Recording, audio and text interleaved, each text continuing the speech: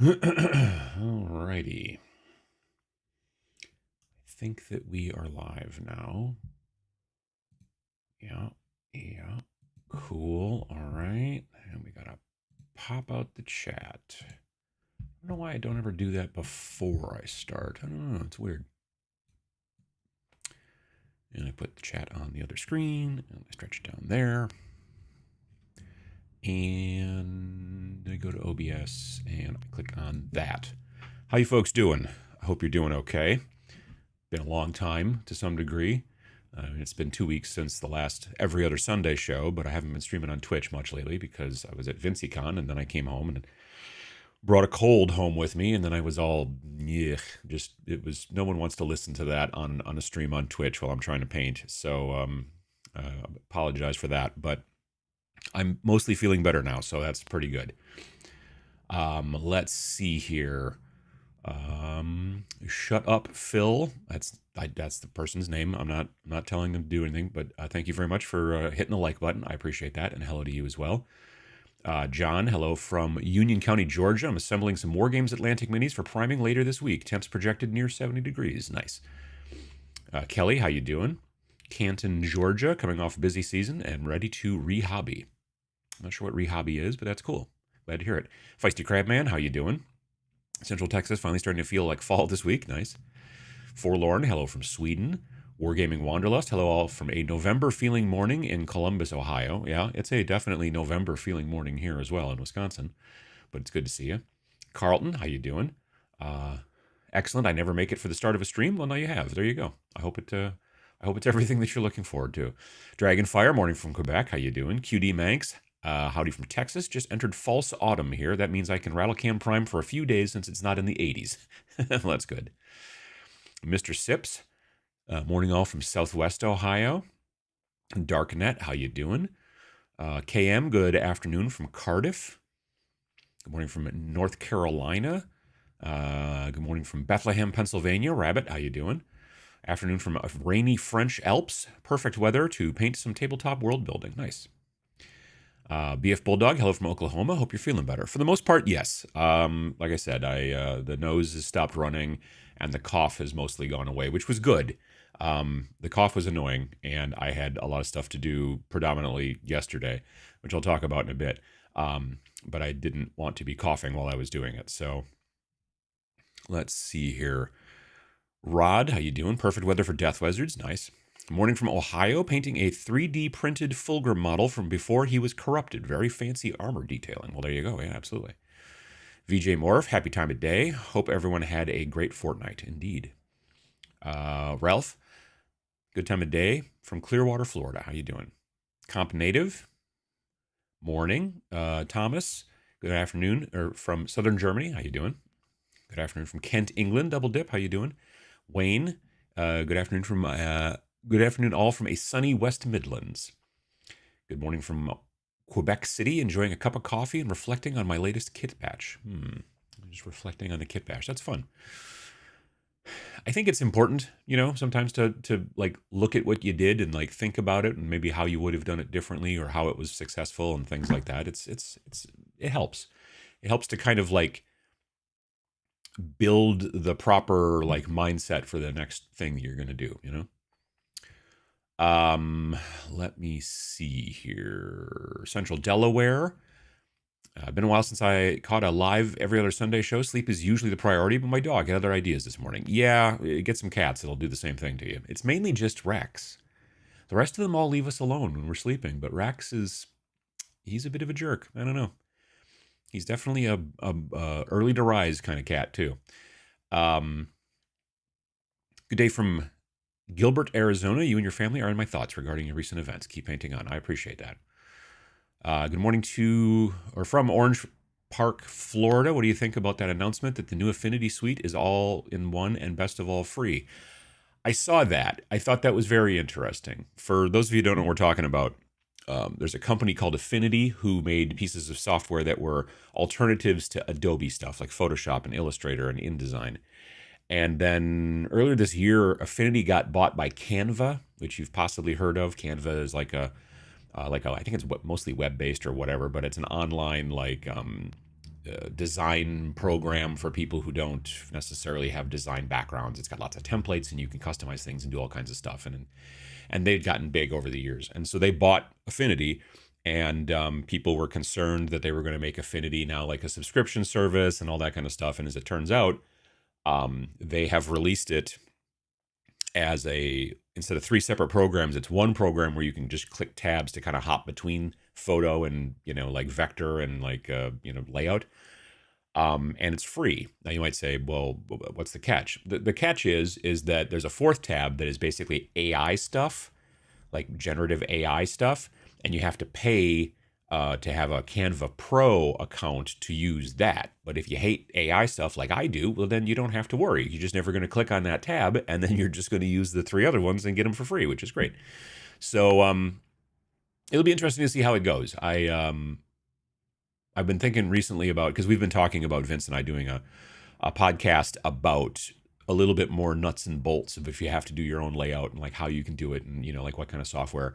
And the Affinity software before was about $70 per program, which is not expensive in comparison to, say, Photoshop and stuff like that. But it's still, if you end up buying all 3 of them, it's still $210. And if you're trying to make an indie war game, you're already at $210. That's some investment. And now you don't have to do that. So yeah, it's cool. I was concerned, and now I am cautiously optimistic. Maybe not even cautiously. Like mostly optimistic. Let's say that. Daryl, how you doing? Brisbane, Australia. Drew, how you doing? Happy Sunday. Started a Frostgrave campaign last week and finally got my new Blackout models primed. Nice. Do I have any Blackout models that need to be primed? No, I don't think so. I have some that need to be built, but I don't have any that need to be primed currently. The Eternal Crusader, good afternoon from Scotland. How you doing? El Pore Pokemon, nice to see you. Nice to see you as well. Plague of Shadows, good morning from Dallas, Texas. Working on some Prussians for Trench Crusade to add to the plastic guys when they come out. Very cool.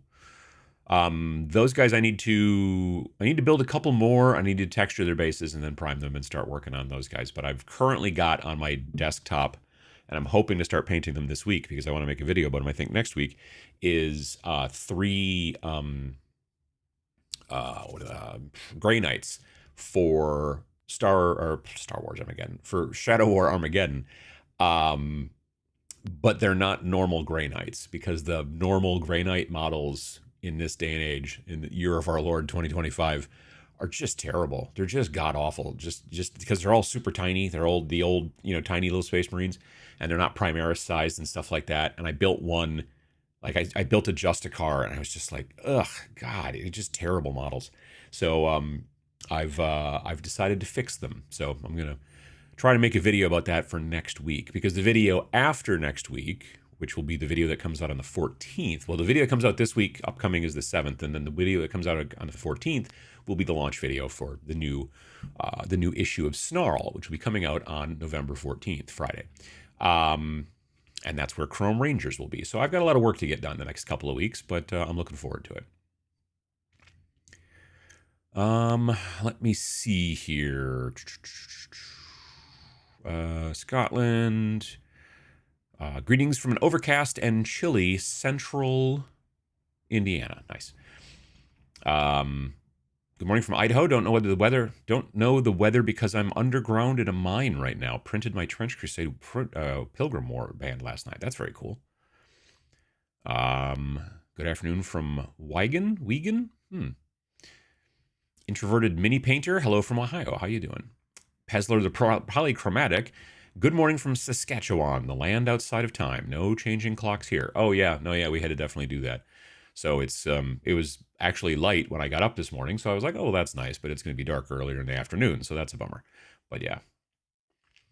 My week has been one I'd rather forget, but life goes on. No, it very much does. I understand. Bradley Bartholomew, post World Series and new Blood Bowl edition here in Toronto. Nice. Good morning from Huntsville, Alabama. How you doing, Will? Happy to catch the first time in a bit from the beginning. How you doing, Miney? Maybe Miney. Or is it Minnie? No, I guess it would be Minnie, wouldn't it be? Yeah. Whoops, I clicked on the thing. There we go. Hello from Germany. How you doing? Morning from Portland, Oregon. Before I head off to work, have fun today. Absolutely. Good morning from Portland, Oregon. Had a cold for half of October, but I found it was the pandemic bug. See, I thought about that at first. I'm like, but it went away really super quickly. Well, not super quickly. It went away in less than a week, I guess. And I only just had the sniffles and the cough, an annoying cough, but it was not like the other things that you get, like, aches and all that other stuff. Um, and I either got it from John, from Ninjon, because he had a cold and the sniffles while we were at VinciCon, but he said, "Well, but I'm not contagious anymore." So I could have got it from him, or I got it in the airport on the way to VinciCon because it started to hit me on a flight home from VinciCon. Is when my nose just started to run, and I was like, ugh.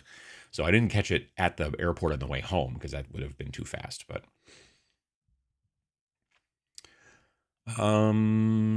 building Wargames Atlantic City Guards for Trader's Toll. Nice.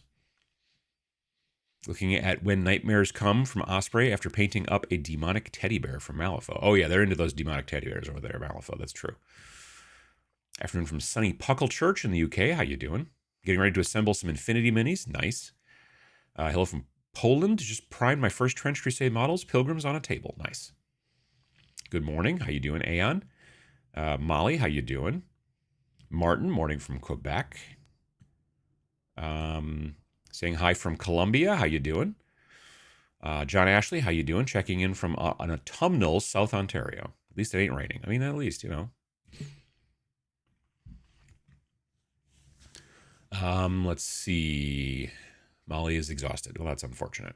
Morning from Canton, Mississippi. No, that's Michigan. Morning from a sunny, chilly Milwaukee. How you doing, Jesse? Painting a North Star metal ogre. I fear I will drop this. I mean, metal and ogre together are going to be a big chunk of metal, but so, So on Ninjon's video on VinciCon, when will we hear about the new game? The new game that we talked about at VinciCon, that comes out in the spring. So that'll come out at the end of May. And we will probably announce it at Adepticon.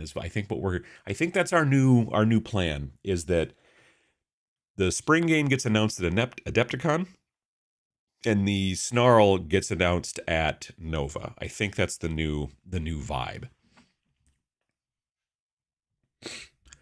Let's see here. Happy Sunday from Alexandria. How you doing? I suppose I should say good morning from Northern Ireland, Indiana, not Ireland. Hello from West Virginia. Putting wargaming stuff aside to listen and org the attic. Found my Bob Ross action figure. Nice. Gonna oppose him painting a mini. Oh, yeah, that makes sense. Good morning from Albuquerque. Painting a mech I just salvaged in my Alpha Strike game, and then continuing to work on building my 40k 3rd edition Witch Hunters army today. Nice. Good morning. Ninjon leaked the overall theme of next Snarling Badger game. Sounds awesome. I can't wait. Yeah, he kind of did. Sort of. I mean, not exactly. I mean, he mentioned that it's fantasy, but there's far more to it than that. So I guess there's that. Let's see here. Mountaineer, good morning. Shonuff, morning from Harrisburg. Nick Butler, good afternoon from sunny, chill Horsham, Sussex. An afternoon of tidying the workshop and rearranging shelves. I've never been a big fan of doing that, and I haven't had the time much this year to do that. But now I think that it is probably time for me to start getting serious about that type of thing. Specifically starting here in the office. It's just, you can't really see it, but it is a god awful mess. I mean, it's definitely a bit of a mess back there, but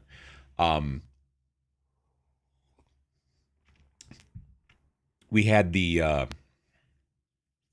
celebration of life for my mom yesterday.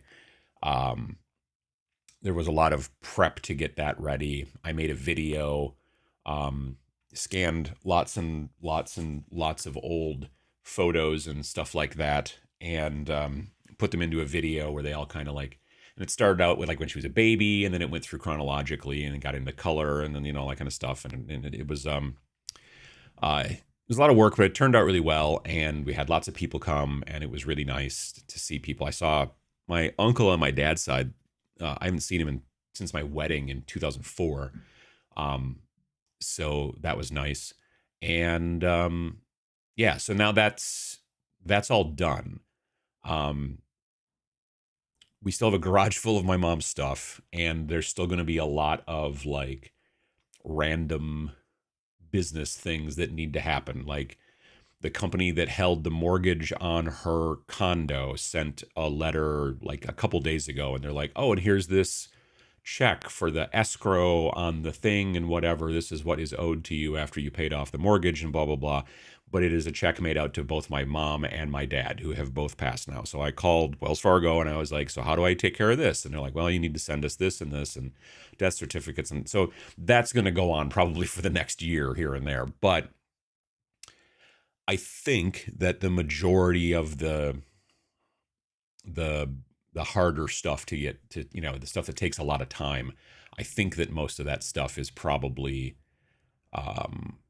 completed to some degree. Again, like I said, I do want to clean up the garage so I can move some basement stuff in there, and that's going to take some work as well. But I feel like I should have hopefully some more time and be able to spend more time, making content for the channel and things like that. I made a video about this a month ago or whatever about how I feel like I haven't been able to do what I think is necessary because I was spending so much time, obviously, having to take care of my mom and do those things and everything. And that's, it's important to do those things. It wasn't like but I hopefully should have a bit more time to be able to handle things and also have a little bit more time to do some just my own hobby stuff too. For the most part, most of the hobby I've been doing has been like stuff I need to do to get done for videos and things like that. So having some stuff that maybe shows up in a video, maybe doesn't, is also, I think, going to be important. So it's good. And it was good to see, there was a lot of people there, and it was great. And it was great to see people I hadn't seen in quite some time. And it was a good event. It was, yeah, it was. Oh, let's see here. Sussex putting together Star Wars Legion squads and He-Man Battlegrounds figures. Indeed. Good morning from Zion. Good morning from Mesa, Arizona. Managed to clean up the storage hobby room yesterday, and I'm excited to start building a model today. Yeah, and the cleaning thing is also a thing. Like I said, probably going to need to start in here. Happy Standard Time Day. Indeed, yeah. Painting me some Kit Bash Stargrave. Very cool. Good morning from Portland, Oregon, where a break in the rain will force me to prioritize yard work over gaming. I mean, yard work, though, I don't know. Finally got moved and putting my hobby room together. Do you have any quick tips to help with Army Painter Speed Paints 1.0, or am I best using them for terrain? I honestly use them mostly. So, okay. I mostly use them with my airbrush now as a filter, and I do it predominantly on terrain. Like you paint some sort of building and then you want it to be kind of darker and a little bit dirtier along the bottom and to weather things and stuff like that. They're great for that. The other thing to do is just not, how am I trying to say this? Like if you use them and then don't then put a bunch of paint or washes over the top of them, they'll be fine. The reactivation that would happen was when you would use speed paint and then get it wet again, or if you didn't wait long enough too, that was also a thing. I only ever had reactivation like once with speed paint, and it was when I was painting that blue lizard guy, the lizardman that I gave a bolter and like a shield to. And I'd done the skin all like magic blue, and then I went through and I was painting with an opaque like cream color on the spines going down his back. And on one of them, basically as I was painting the cream, it kind of like started to pull some of the blue into it. But again, I was also not giving it enough time maybe, and that kind of stuff. So with a little bit of planning, it can work really, really well with that. But also, like I said, the other thing that I've done, I've just taken all my 1.0s and I've moved them into the airbrush room, and then I shoot them through the airbrush onto terrain projects and stuff like that for weathering, and that works awesome for that. Checking in from Aman. How you doing? Painting up Great Helm Knights. Very cool. I use Krita or GIMP. Oh yeah. Okay, which are both open source and free for Photoshop replacements. I like Affinity stuff really well, but I was concerned when Canva bought them. So far, this seems to be good. I just need them to replace After Effects for me. Yeah, good luck. Cats don't care about the time change. They don't understand. They're smart and they know what time it is, but they don't know about time change. And so then all of a sudden they're like, hey, and that's the thing. What are your thoughts on Trench Crusade? Have you been playing lately? Favorite faction, opinions or rules, opinions on resin printing, the Trench Crusade. Let's see here. Okay, so thoughts on Trench Crusade. I like Trench Crusade. I think that the like super grimdark thing is really interesting to me. I would definitely say that they are more grimdark than GW these days for sure. Made a video about that. Have I been playing lately? We started a game.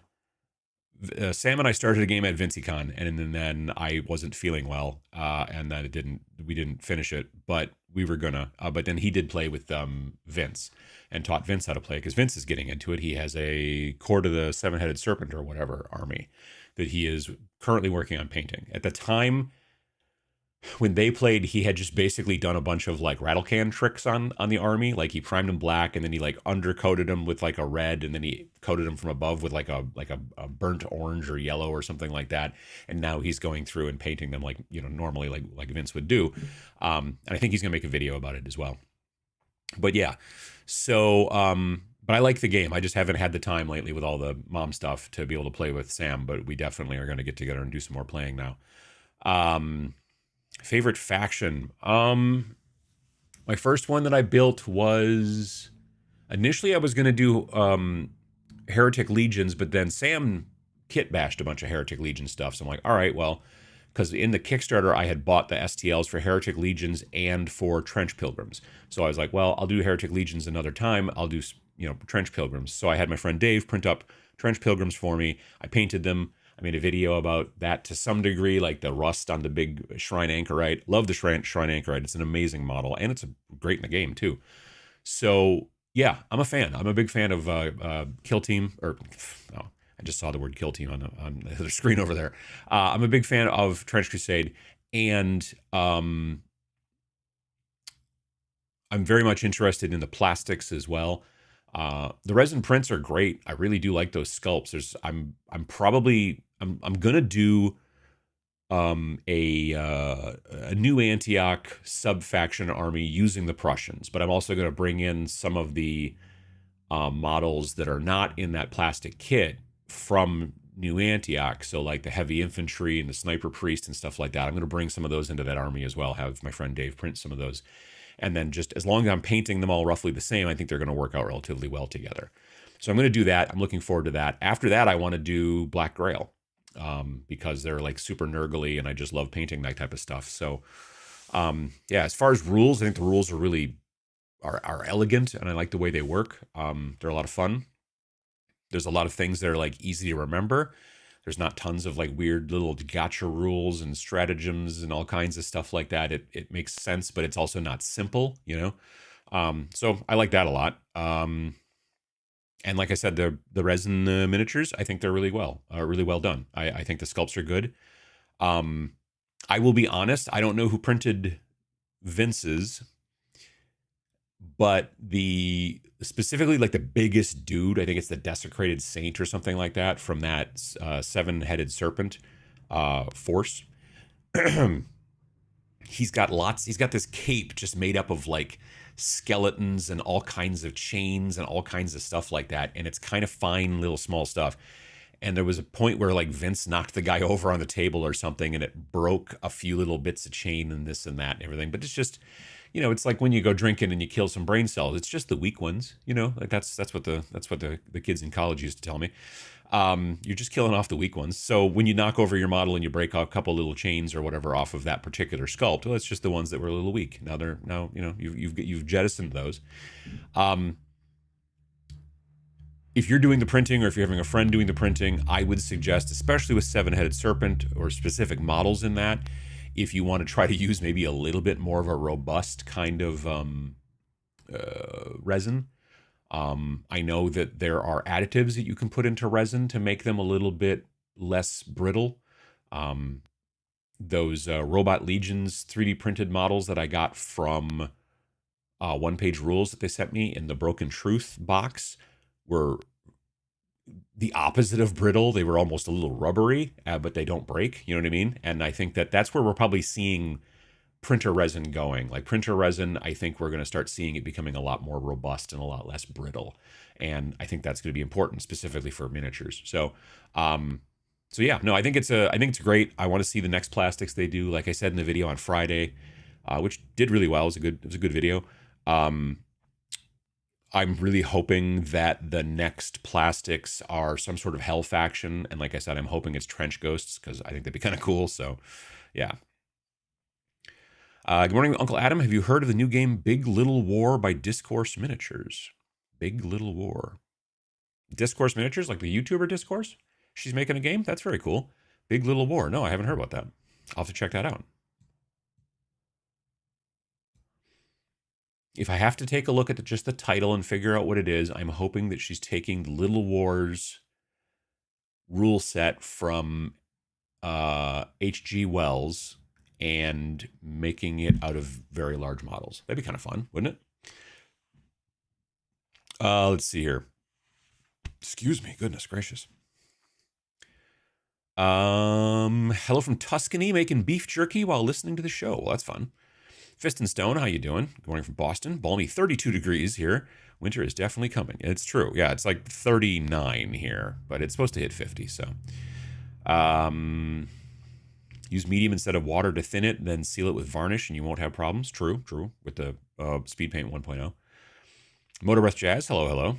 Good morning from Richmond, Virginia. Just condensed and modified a free indie skirmish game, Crossfire Sector, into one page and shared it with the creator. Writing rules is hobbying. It's true. Good morning from the Pocket Dimension. How you doing, JP Got Rockets? John's video on VinciCon this week was pretty interesting. You certainly came across as the wild card. Oh, I'm a wild card, all right. I'm definitely wild. I mean, it's the fact of the matter is that when we're all there, they're all Golden Demon winners, and I am not. And they're all painting, and I am not. And it's honestly the reason I'm not painting is because I only like to paint at home. Like, I'll build wherever, that's fine, and I'll do other stuff. But when I'm painting, I want all my paints. I want to know where they are. I want to sit in my spot. I want to listen to podcasts. Like, it's hard for me to paint on Twitch to some degree because I'm reading chat and doing stuff, which is why I don't paint very quickly.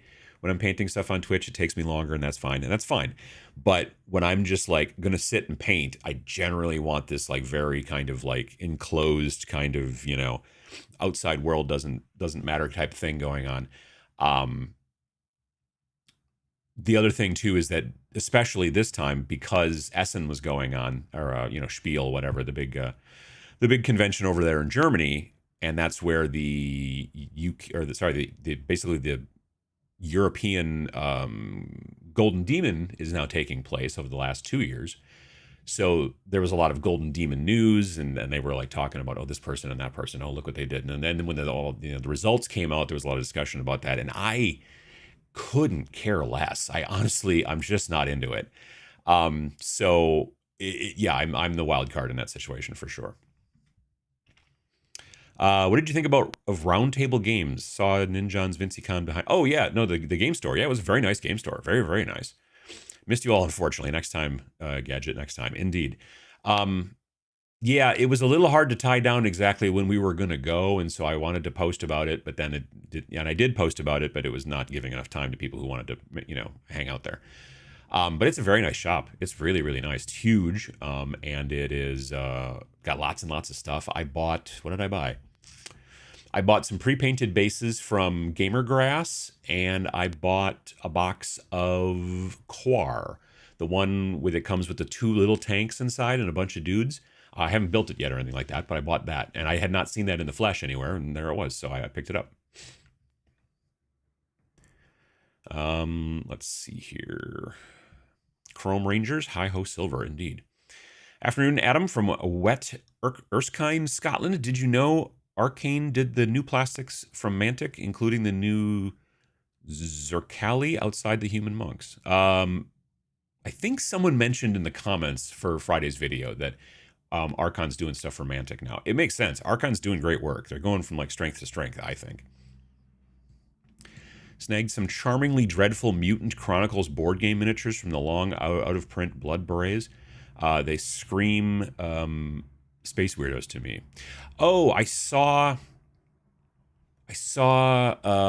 Snipe and Wib do a video about, I think it was mainly just Wib, doing a video about the blood berets. And it was funny because when you would have the box sitting there and I would look at it, because of the artwork that slightly covers up a little bit of the B in berets, I kept looking at it and thinking it said blood ferrets. And I'm like, well, oh no, it says blood berets. Okay.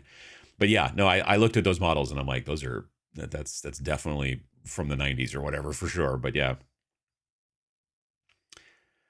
Charmingly dreadful. Yes, that's a pretty good. Yeah, I get that. Hey from Montreal. Been a while getting on here live, catching up on chores after playing Heresy yesterday. Nice. I watched Metter's Miniatures. He did a painting video about these kind of robot guys from a Heresy, and he was like speed painting them and stuff. And I watched that last night. I'm way behind. I apologize. Scrolling. Mutant Chronicles. There we go. Okay. Good evening from Sweden. How you doing? Good morning from chilly Middle Tennessee. Sports hates me, so he's hoping hobby turns out better. I mean, sports are, I get it. Speaking of winter, is Blood Bowl a good fast game to play with the extended family at Thanksgiving? I don't know that would probably be the case.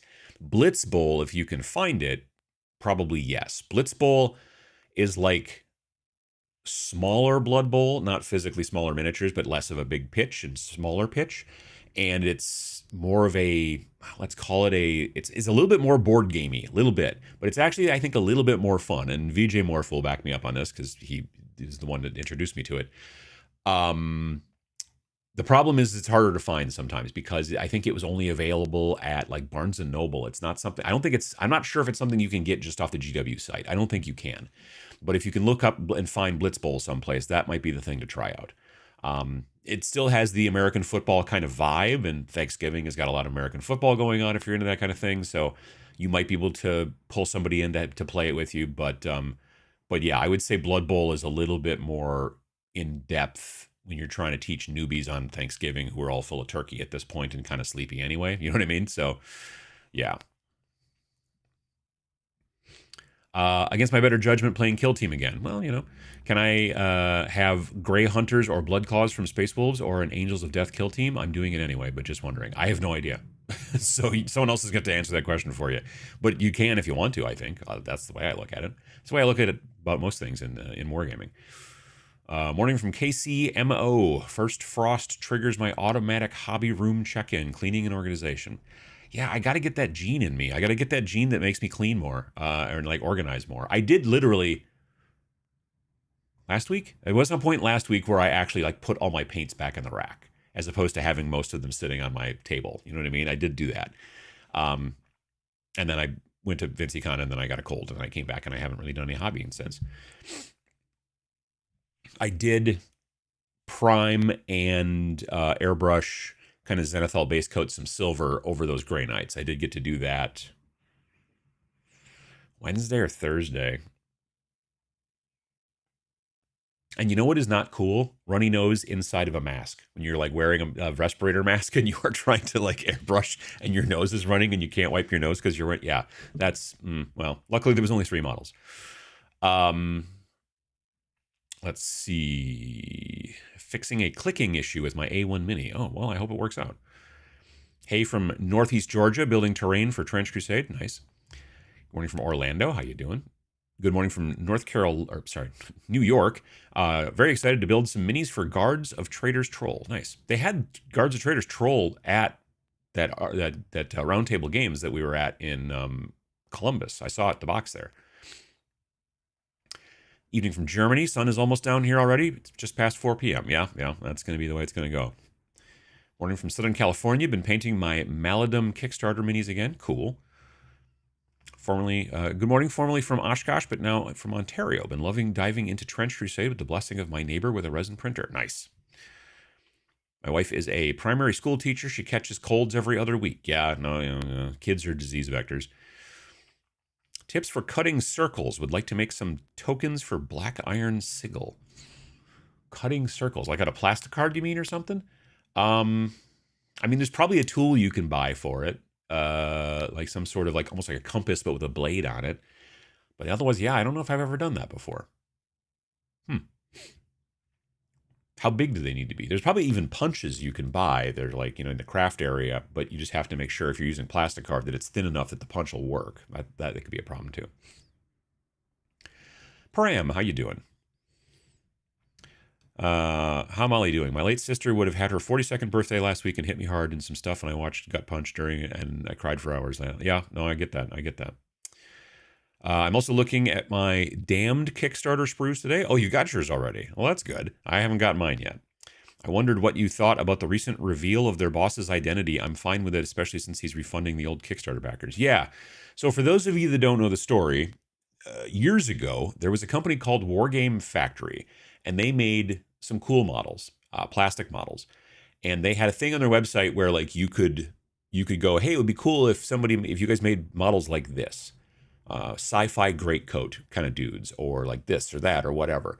And then people on the website would vote, and whichever one got the most votes, then the company would be like, all right, let's start looking into this. And they would kind of do stuff like that. And they made several different types of things. Like when they first started, they were mostly historicals, but they did these cool sci-fi greatcoat guys, which were called shock troops. So if you type in Wargames Factory shock troops into Google, you'll probably find pictures of them. And they were very cool models. And I have a box of them down in the basement.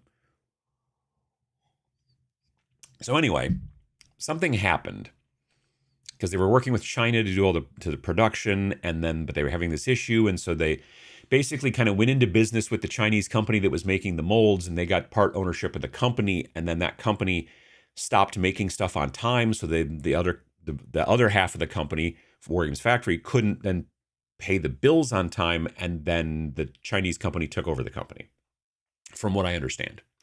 I wasn't there, but that basically the guy who started the company, whose name was Tony, lost the company because the Chinese owned part of it and then like dragged their feet to not make the stuff, so he couldn't pay them back, and then he defaulted, and it was a whole thing.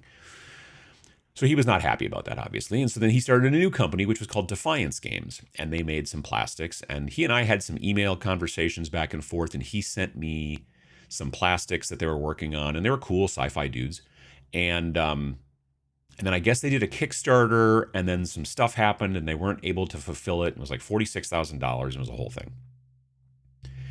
So, and I hadn't heard about Tony or anything like that for years. So fast forward till a couple weeks ago, on the Wargames Atlantic website, on their blog, they basically were like, hey, so the guy who owns Wargames Atlantic, Hudson Adams maybe, that's actually Tony from the previous part of the story.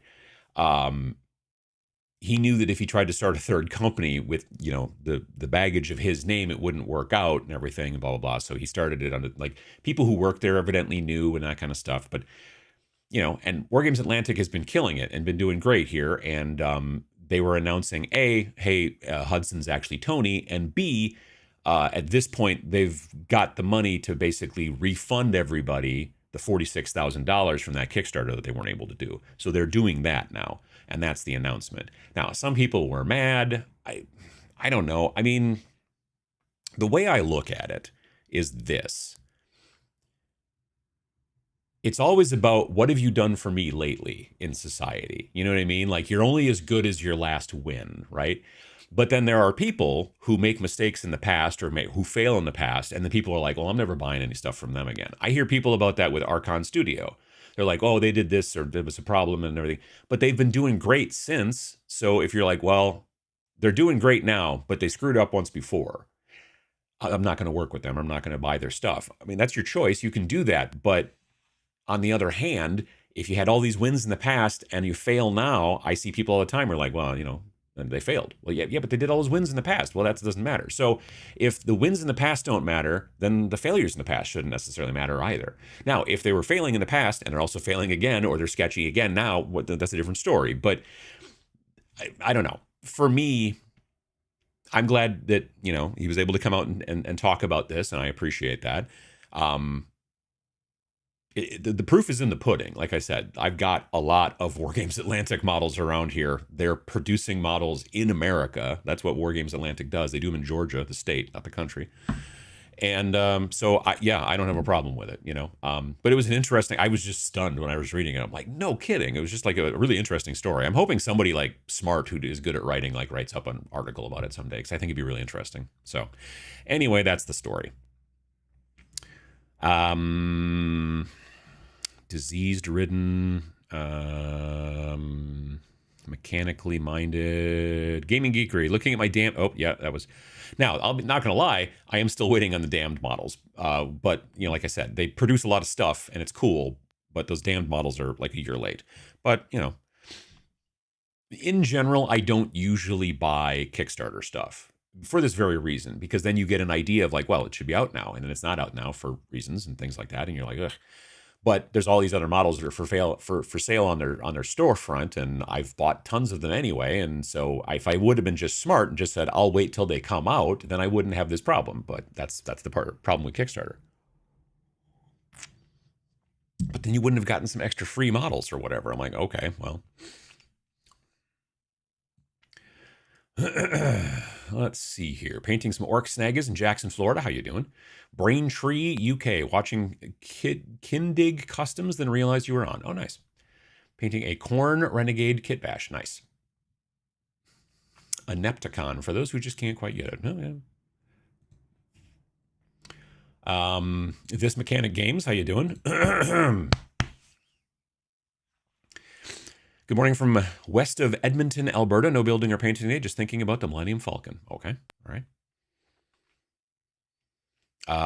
My partner says I stress tidy, so let's just say it's cathartic to tidy my workshop. Oh yeah, no, I mean, there are definitely people, like I see people who I'm like, you've maybe organized too much. Like the reason I have a tendency not to like organization too much is because I would rather just get things done. You know what I mean? Like if I spend all day like 3D printing special shape, there's this video that drove me nuts like last year, and it was this guy who's a photographer, and he bought a 3D printer, and I was like, oh, that's cool. I wonder what he's doing with it. Well, he was 3D printing these little weird dividers to put in all of the drawers of his entire place for every like lens that he owns, and they're custom designed for each lens, and they fit into these perfect spots. And I'm just like, cool. What if you sell that lens then, or you buy a new one? Then you have to go through and re-jigsaw all this crap together, and I'm just like, I mean, it feels like in some situations, organization can become the hobby, and that's cool if you like that kind of thing. But I would rather just get models done personally. So that's why I very frequently have a tendency to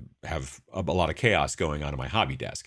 The chaos that I have going on around me right now is completely unrelated, though also endemic of my personality. But I need to fix that. So there's that too.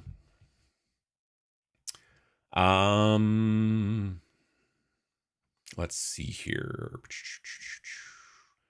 Good morning from foggy southern Oregon. Repainting some mechs to be Jade Falcons. Nice. Celebration of life. Never heard that term before. Oh yeah, it basically means it's not a funeral. You know what I mean? It wasn't in a church. It was actually in the back room of a bar.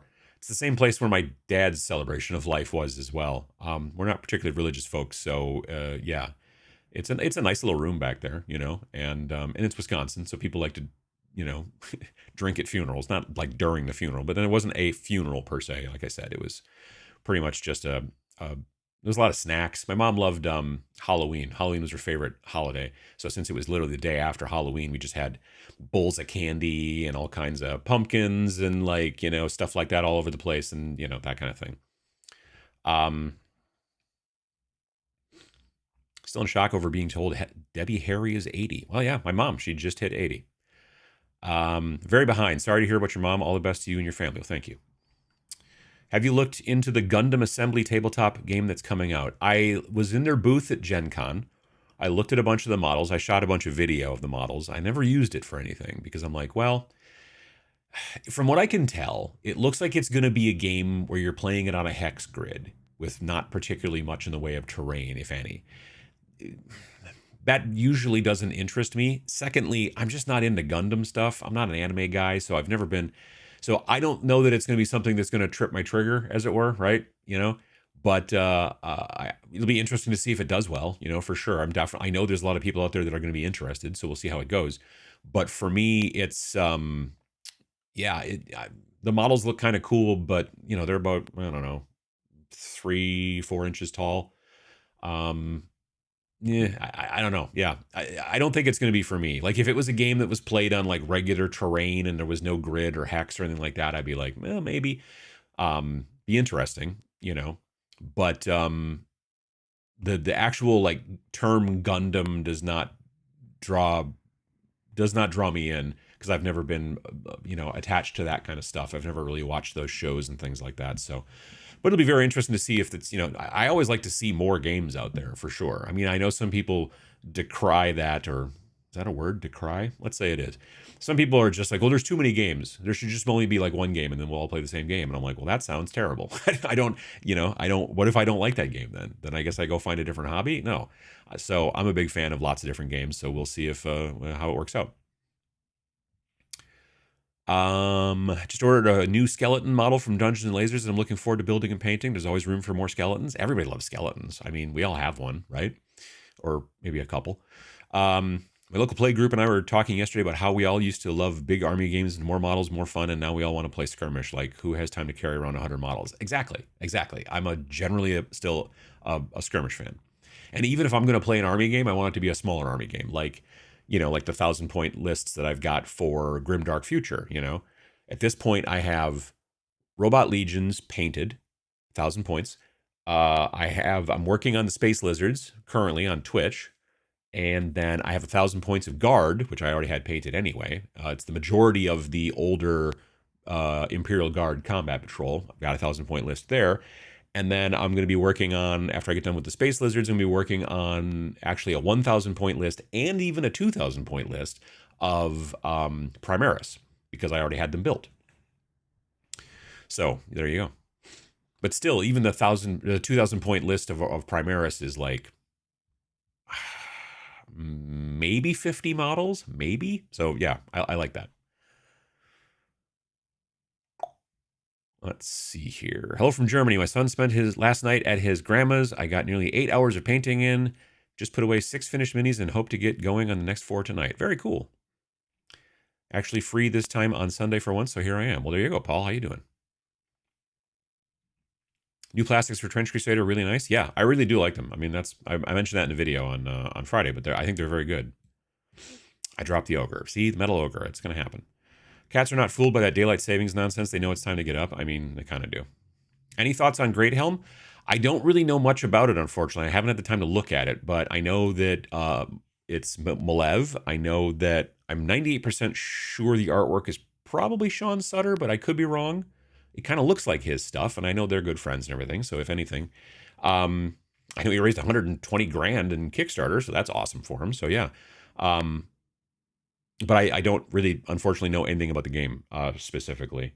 I should probably try to go see if there's a video. There must have been a video in the Kickstarter so I could watch. But yeah, those models we sent you were printed in TGM7 resin. That's the very robust, less brittle resin. Very cool. Yeah, it was very cool. That's just authentic, and that's the Robot Legions models. For those of you I'm obviously behind, but Param works for one-page rules, and the models that were sent in that prototype box were the TGM7 resin, which is, like I said, much more flexible and not so brittle. But if you do the Broken Truth box, they won't be coming 3D printed stuff. They'll be in the hard PVC, which is very nice. Greetings, programs. How you doing? From cold and almost snowy Utah. Hey, Chronic Toast. How you doing? Apparently, I am not an almost morning person. Well, I will likely pick up some of those Trench Crusade plastics, even though I don't see myself playing it. Well, that's cool. I feel like resin printing would become more robust if the most popular slicing software just didn't buy into A1 or A1 AI. I was like, buying A1 steak sauce. Yeah, no, this is one of those things that makes me glad that I'm using Bamboo, because then people were like, yeah, but you can only use their stuff, and I'm like, well, but I'm not. Yeah, I from what I understand, Lychee Slicer, which was like probably one of the most popular slicers for resin printers, from what I understand, but I think you could use it for filament too. I don't know, maybe not.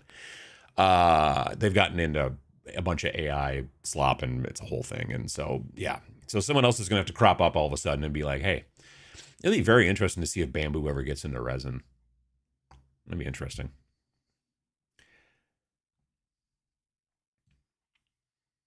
Let's see here. Need an open source resin slicer real bad. I mean, yeah. Amerilab's TGM7 resin has good flex, no need to do shade tree chemistry. We use it for our sail power ships. It's great for smaller bits like masts. They bend but don't break. Nice. Preach. I only like to paint at home. Yeah, I don't know. It's just, I like having my stuff, and I don't know. I like to, like, again, for years, I would build models at the local game store. Like, there was like a night we used to do, was it Thursday nights, Tuesday nights? I forget. We'd all get together, sit there and, like, build models, but none of us would generally ever paint. Every once in a while, someone would bring some paint and work on some stuff a little bit. But for me, like, that's the thing. For building models, I need like an X-Acto blade, a couple of files, clippers, glue. That's about it, right? And then, sprues. But for paint, I want to have, because here's the deal. Like, if I have to bring the paints that I want to use, I'm always going to forget some. Now, Vince will say, of course, but I have the paints here. You could, I mean, and you've seen, if you saw in Ninjon's video, he kind of pans across like Vince's hobby area, and it's just, he has all the paints. It's just like all, like, so that wouldn't be a problem. I would definitely be able to, like, oh gosh, I really need this particular, fanatic, whatever, specific shade, and he would have it. So that's fine. But I don't know. I just don't like painting. I like to paint by myself. I don't know. Good morning from Brisk, Maine, working on 28mm Irish guards for bolt action. Nice. Audiobooks and paint? Yep. Podcasts and paint too, but yeah. Found a contender for Chrome Rangers while sorting through old action figures. Marvel built a figure of some sort of shield mech. That sounds cool. Yeah, like, basically, if anything is about 6 to 8 inches tall, it'll work. Oops, everything moved. Audiobooks and paint. There we go. Let's see here. Painting as part of a group is no different than painting an art class as far as I'm concerned. I have no problem with it and can get deeply inspired. And that's cool. Like, lots of people obviously do dig it, but I'm not so much. Hi, Uncle Adam and Minions, checking in from Grey and Chilly, Ontario. Winterizing the chicken coop and tidying the hobby space today. Nice. Noticed in Ninjon's video about VinciCon, you had a retro handheld in front of you at one point. Was that a Miu Mini? It's a Miu something. Yeah, it's one of those. Are you big into retro gaming? So I own 3 retro machines now, and that one's the one that works best. I have maybe a Miu Flip, which I can't get it. Like, I order from this company online called Lit NXT. So it's Lit, ILIT, N as in Nancy, X as in xylophone, and T as in, you drink tea.com. No affiliate, hashtag not sponsored. Anyway, I've bought stuff from them before. I watched this YouTube channel called Tech Dweeb, and he has billions of different, retro console-y little handhelds and stuff like that. And I just love handheld gaming, and I always have. So I bought that one first, and from his suggestion, and it came from China, and it came with, like, 'cause if you buy it on Amazon, you get the thing, but then you got to find your own ROMs. Well, if you buy it from Lit NXT, it seems like the ROMs come with it, and there was a billion ROMs in there. And I was like, awesome. And I plugged it in, and it worked, and everything was fine, and it's been cool. Then I got the Flip one, and when I put the card in there, the card it came with, it just never sees the games, and then I was busy doing other stuff and mom stuff, and so it's been sitting on a shelf. And then I just ordered a new one, which is like that Miu, but it's made by somebody else. Battle XP, maybe? It's called a G350 or something like that. And it's bigger than that one, and it has the thumbsticks as well as the other stuff. And then I got that one, plugged the card in, and again, I don't see any games. So that literally just showed up after I got back from VinciCon, so I haven't had the time to mess with it.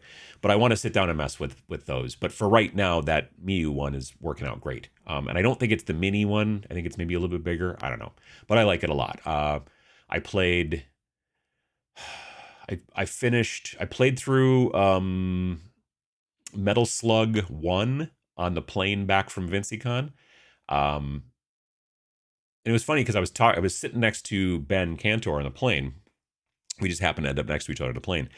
And he was asking about it, and I was talking to him, and then this guy in the seat behind, or in front of us, just like turned back, and he's like, "Were you talking about Metal Slug?" And I was like, "Yeah." And he's like, he holds up his, he's got a handheld too, and he was, yeah. So, I don't know. I'm not super into retro gaming, but there's certain games that I really do enjoy. I love old arcade games like Metal Slug and things like that, where back in the day I didn't have enough quarters to finish it because I'm really kind of not very good at it. But now you can just keep hitting start and it will just keep continuing. So, that's kind of nice too. And that one, because it's Neo Geo, or that has Neo Geo in it, I think it has, I don't know, I think it has all 5 of the Metal Slugs. There's probably more than that, but there's at least 1 through 5 that I saw. So I don't know. I've been enjoying that. But good eyes, yeah. There was in front of my my little area there. I did have my retro handheld. Blood ferrets versus robot squirrels. Ooh, there you go. What are your thoughts on New Kings War faction? I haven't seen anything about them. Blood ferrets and cyber squirrels for Planet Acorn. There you go. I've been watching people print minis with filament printers lately, and I might try to hold out for that because they are getting insanely close with what my resin printer can do. Someday, maybe. I still think filament, like, I printed a robot for Chrome Rangers. Unfortunately, I didn't print him quite large enough, so I'm going to have to try to remedy that. But I'm going to paint him anyway because he's cool and he's all, like, basically one part. But he's like 5 inches, which is, it's close enough. But nonetheless, I got to paint him up. And he's not bad. And I didn't print him with the 0.2 nozzle. I printed him with a 0.4. And it worked out pretty well. But all that to say that I don't yet quite trust filament for a 28 millimeter guy. You know what I mean? Something bigger, sure. Like that robot that I did last year, where I had my friend Dave print one in resin, and I printed one in filament with the 0.2 nozzle, and then like compare and contrast. Again, when you look this close, you can tell, obviously. But when you're a foot away or even further, it becomes, if it's a gaming piece, it looks fine. But I still have a hard time when I see people who make videos and they make these models that are a 28 millimeter model, and they're like, oh, I made it, I did all this stuff and da da da da, and then did it on my filament printer. It still isn't quite what I'm looking for something that small, but there's no reason we can't head in that direction, right? So yeah, still got an old 90s box set of Warzone in German. No kidding. Well, I mean, Warzone's like coming back. They had a Kickstarter, but it's not like you can't get it yet. But I think it's getting close to actually shipping to their Kickstarter people, which, Blitzbowl, if you can find it, would be best for playing with family. That's what I was kind of thinking too.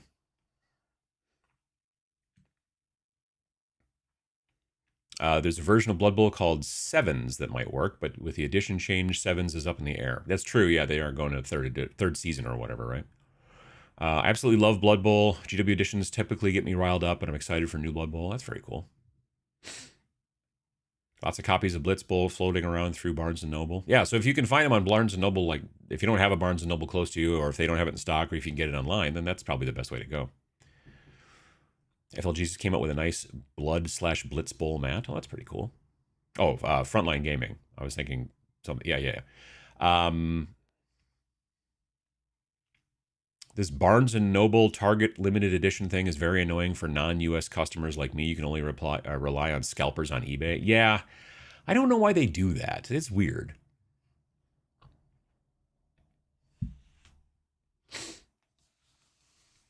Hadn't realized that Blitz Bowl and Blood Bowl were 2 different things. They mostly are. I mean, they use the same models mostly, but you have fewer models in Blitz Bowl, and the board is half the size, I think. Been busy putting together, painting, and playing Conflict 47. Our groups are really getting into it. That's very cool. I'm compulsively neat and tidy. Used to get teased by my siblings with the nickname Felix Unger. I get you. Yeah, from Odd Couple. Cleaning, organizing while you're looking for something has changed my life. I mean, that makes sense, I guess. If you're like, I can't find this, I will organize while I do it. That's probably not a bad idea. Have you seen the Display Needless Airbrush? Needleless? Oh, needless? I don't know. I haven't, no. Looks pretty amazing. Might be worth checking out for the channel. I looked into it. It's only like $35 for the starter. Well, I'll have to look into that. Greetings from Austin, Texas. After watching Kingdom of Heaven a few months back, I pulled a trigger on some Victrix Knights and Foot Sergeants. What are some of the best medieval skirmish games? That might be a question for the group. I'm trying to think if I've played any medieval. Like I play fantasy stuff, which is not exactly medieval because there's like wizards and dragons and crap sometimes like that. In that situation, I would say Song of Blades and Heroes, but again, there's skeletons and that stuff like that. If you're looking for actual medieval stuff, that's a good question. I don't know. Medieval skirmish. I know medieval army would probably be a game called Lion Rampant by, I think it's by Osprey. That's probably your best bet there, but that's more of an army game, not a skirmish game. There's got to be something though, I'm sure of it. I bought an Ulfa circle cutter recently, an adjustable diameter for, well, that's pretty cool. David Stern, how you doing? Nice thing about Wargames Factory Shock Troops is the GW Kruger kill team bits work very well on them to convert heavy infantry. That's pretty cool. Oh, Krieg, not Kruger. Okay, that makes sense. Yeah. Wondering if Wargames Atlantic will make those Defiance hard suits from the Kickstarter. Maybe. Sounds pretty stand up on this specific issue to do right by the Kickstarter backers. Yeah, absolutely. From what I read, it was like, we'll either send you money, or if you want, we'll send you 150% of what we owe you in store credit. AKA, you could, if you don't want if you don't want money, you could get 100. Like, let's say they owed you $100, you get $150 in store credit to buy stuff from the Wargames Atlantic store, and it's up to you. So, but that's a very cool, vibe to put out there, I think.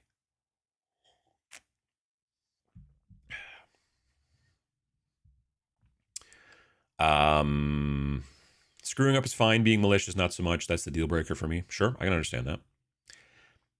I actually didn't know that Archon Studios did. I like them, but because of Dungeons and Lasers. Yeah, I honestly didn't know that they were the old game company that sort of screwed up Aliens versus Predator, allegedly, or whatever the problem was, because I only initially knew them from the Rampart terrain. Like when they first came out, not when they first came out with Rampart terrain. The first couple of sets of Rampart terrain I looked at and I'm like, meh, not my vibe. But when they came out with like that urban stuff, I was like, oh my God, I have to have it. And so, and I've built, and that's what I need to do this winter too, is build more of it, because I've built 9 different like ruin pieces, mounted them all on MDF, like cut custom MDF little bases for them, textured.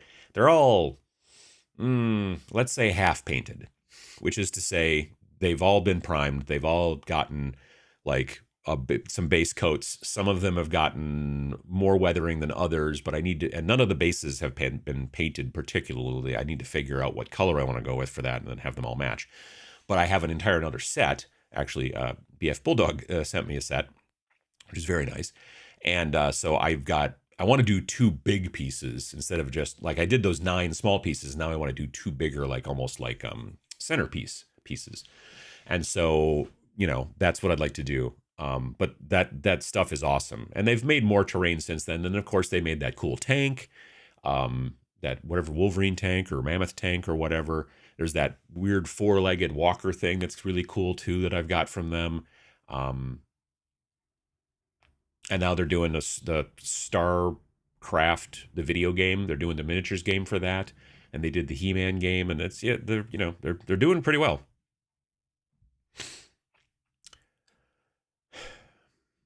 Darth Maul could be running Wargames Atlantic, and I'd still buy them. Well, there you go. All of TT Combat's new plastic is done by Wargames Atlantic. No kidding. Oh. If anything, they definitely named the damned models correctly. I mean, they had a bunch of mold problems, evidently. And I don't mean mold like gross. Hey. Hearing some cat fighting going on outside. Well, I mean, in the living room. But they had a bunch of problems with some of the molds, and it was slowing everything down from... I may have to go out there and put some things right. What are the top releases on your Christmas radar? Honestly, I don't have any. Yeah, I can't think of... Hang on a second.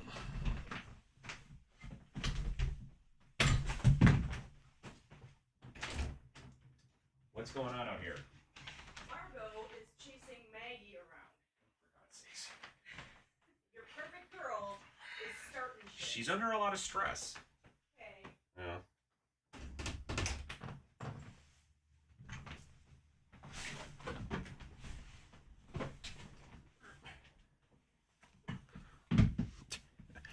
Somehow my shoe came off when I got up. Um, the girls are fighting, which is not normal. And Margot is fighting, chasing around Maggie. And Margot is the tiniest. She is a 6-pound cat. But she's been getting bullied a little bit by George, who is a 17-pound cat. And it's been making me sad because Margot is kind of my favorite. But evidently now the sisters are fighting. I don't know why that is. They used to be, when we first got them, they were super snuggly, and then there have been some fights, and now they're not so snuggly. But at least it wasn't George. So, because I get real nervous that, like, George is generally a good boy, but he still sometimes goes after Margot a little bit, and I don't know why. Anyway, let's see here. Christmas radar. Yeah, I don't know. Priming minis for paint and take at our local maker fair next weekend. Anyone in Orlando is be sure to check it out. Neat. Chinese business practices are typically predatory and unethical. I've heard stuff about that, and this is at least what seemed to happen back then. Got my unmatched Ninja Turtles box next week. Can't wait to paint up the Turtles, Krang, and Shredder. Nice. When you said you put away your paints, I'm curious, how many did you have out on your workspace? Oh God, so many. I have a tendency to like my desk is not that big, my hobby desk. It's smaller than the desk I'm sitting at here, and this is a relatively sort of smallish desk. And what happens is I've got the paints in a rack next to me over here. And so when I'm like, oh, I need this paint, and then I go put a little bit on there and do the thing and whatever, and then instead of putting it back on the rack, I have a tendency to put it right here. And then I do that again, and then again, and then again. And then eventually I have a space that's about this big that doesn't have paint things in it, and that's directly underneath the camera that I shoot for when I'm doing, and yeah. So it's a bunch. It's a whole bunch.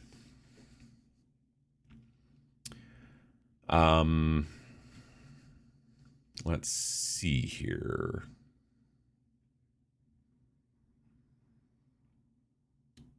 I'm way behind. Ninja Turtles. There we go. I finally started painting some of my Battletech models and noticed an issue. I was using speed paints and noticed that they pool a lot. Am I missing something? I mean, when you use speed paints, I have a tendency to always make sure, because they will kind of, you have to, just like with any sort of, like, same with the thing with washes, they will pool in certain spots, and you just sort of need to kind of move them around before they set. I like to call it redistributing the wealth. So when I put, speed paint on it, if there's like a spot where it pools too much, then I pick that up and I move it to some other spot that I'm going to use it, versus going and getting more speed paint and then adding more. It's a good idea to kind of move it around while it's still wet and distribute it that way. That's what I do.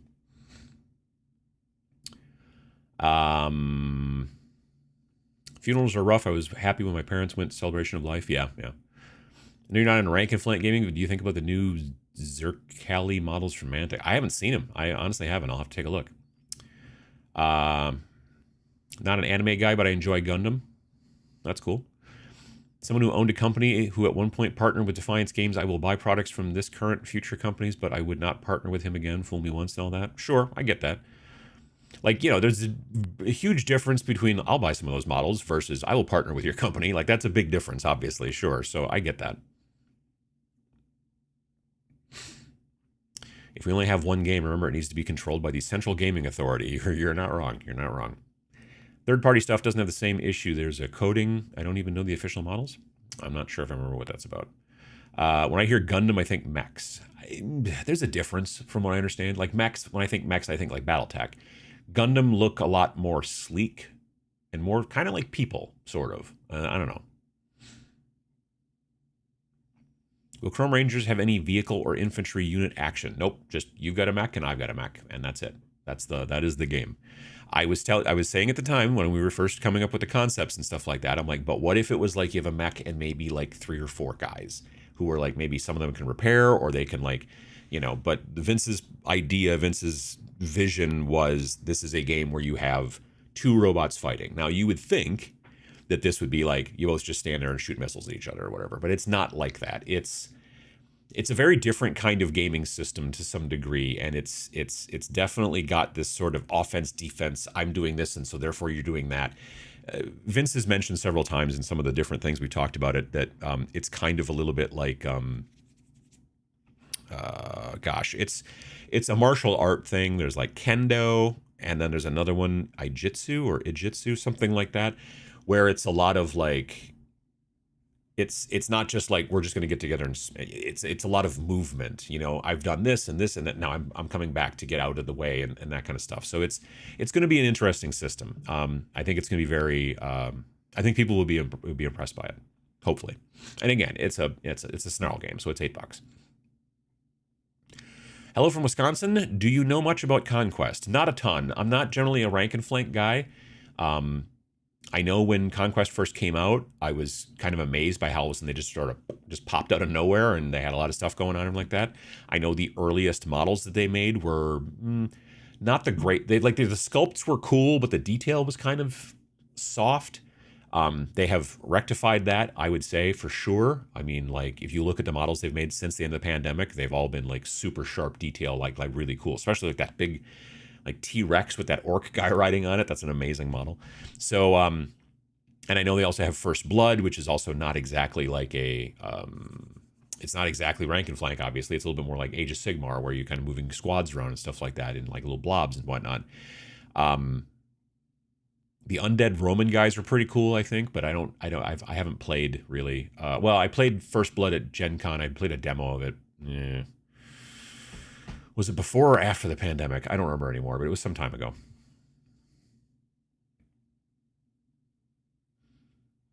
Similar on Twitch, I paint a lot slower because chat tends to divide my attention. I mean, and that's the point, is chat, you know. But yeah, I get that too. Knew you were on and kept getting things done. That's okay, Blake. Not a problem. I ditched Chitu Box and Lychee a while back. I use the Elegoo slicer now. It's been great, but given the experience I have with the A1, I'd offer Bamboo getting into resin. It'd be interesting to see what they would do with it, honestly. Painting up some demon models for 40k Crusade. I've convinced some friends to start a campaign with me. Well, that's cool. I'd prefer Orca Slicer to start supporting resin. I'm not familiar with Orca Slicer. Admittedly, it's tough being the right amount of paints for the portable painting set. Yeah, that's true. Yeah. I have several retro consoles from Ann Bernick. I've heard that name, but I can't pronounce it properly. They're all pretty good. My boys like them as well. Nice. Waiting for my new Commodore 64. I've heard about that.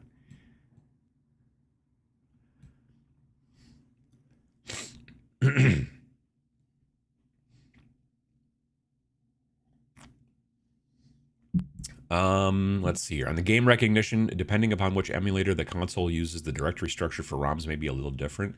My assumption is if they send you the second card with all the ROMs on it, like, you would think it would work. You know, you would think they would make it designed for that, but I'm going to look into it and figure it out. I might have done something wrong. I don't know. So I'll figure it out eventually. But like, if none of them had worked, I'd be like, well, this is dumb. But the first one, like, worked great. Like, I got it, and it had an operating system on it. I don't remember if you had to put a second micro SD card in it, or you popped out the old one and stuck it in this one and everything just worked, but it was great. And I've had a good time with that one. And the other two just, I don't know. Like, I got them, and then I was like in the midst of stuff, obviously, you know, over the last, because I got that flip one probably a month ago. And like I said, I got that most recent one, I think it showed up the day after I got back from VincyCon. So I just haven't had the time, but I do want to mess with those. I have the Battle XP 350, no issues. Yeah, it seems like it's well rated. I just need to figure out the ROM part. So I totally understand the painting at home. It's my way of decompressing from life, and that's not why I want to be social. Yeah, exactly. That's also a thing too. Absolutely. Bamboo is having a huge sale this month, by the way. I might get a second larger printer, A1 Mini right now. Nice. I have the A1, and I love it. I like Bamboo Studios. I mainly just use it on my phone and print stuff from Maker World. Gotcha. OPR do a fantasy football game? Do they? I didn't know that.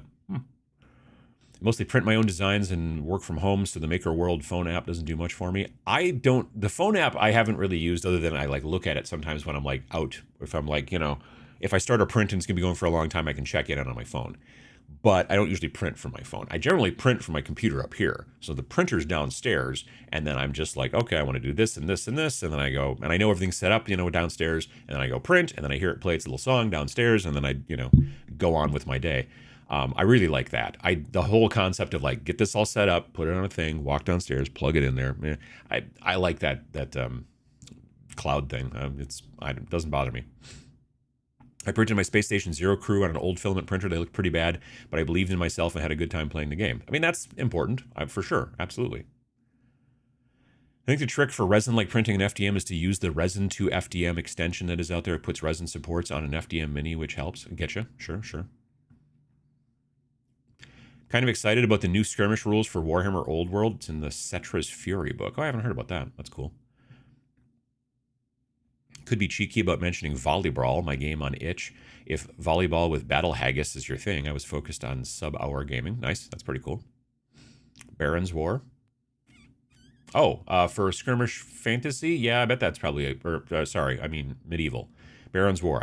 Yeah, I've heard of that. I've not played it or looked at it or anything, but I've heard about Baron's War a bunch. So if you're interested in that, that's not a bad idea. Printed a bunch of Trench Crusade models with my A1. Now you need to tweak it, but they turned out pretty nice up close. Yeah, you can tell, but while you're playing, no. Well, that's good. Yeah.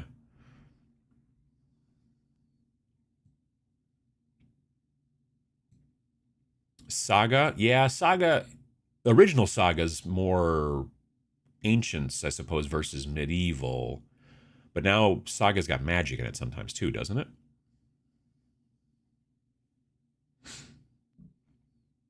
I don't think FDM will match resin in our lifetimes because the cutoff is at 0.02 millimeter. At that layer height, a properly primed mini has no layer lines. Yeah, that could be.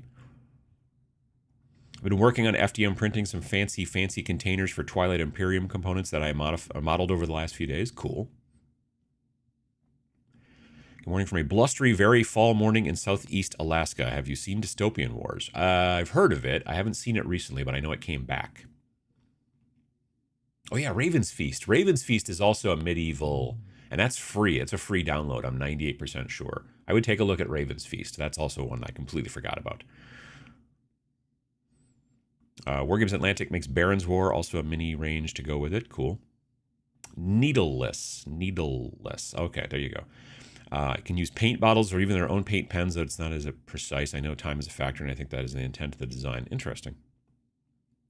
If the Papal Space Program launched some new Antioch troops into space, then what sort of factioned archetype would I use for Trench Crusade geez, I don't. Yeah, Trench Crusade versus Space Station Zero. That's a good question. I don't know. A lot of medieval plastics from Wargames Atlantic. True. Will Chrome Rangers have a mech builder to try different loadouts, or is that not that crunchy? It does have different loadouts, yeah, for sure. You, I mean, we're not going to have like an app or anything like that, but the game is designed so that you have modifications and like different things that you do for your mech. You know, like it's not super crazy crunchy, but it is definitely, you have options of different weapons and loadouts, and not even weapons too, but there's also like, stuff like, oh gosh, I think there's like ECM and different things that are not weapons. Generally, a little bit more like point defense, more defensive stuff and things like that. So yeah. For medieval, there is a game coming out for small skirmish on an A4 board called Great Helm. That's true. Yeah. Yeah, I guess, yeah, that's right. The Great Helm is skirmish. I mean, it's played on a super small board, so if you're looking for something a little bigger, I would maybe take a look at Raven's War. But Great Helm is if you're looking for a really small kind of game that uses just a few models and stuff, and it's pretty cool. Some sort of cat shenanigans going out there. Cats do love to fight for no reason. I mean, what kind of what kind of arguments do they get into? They're cats.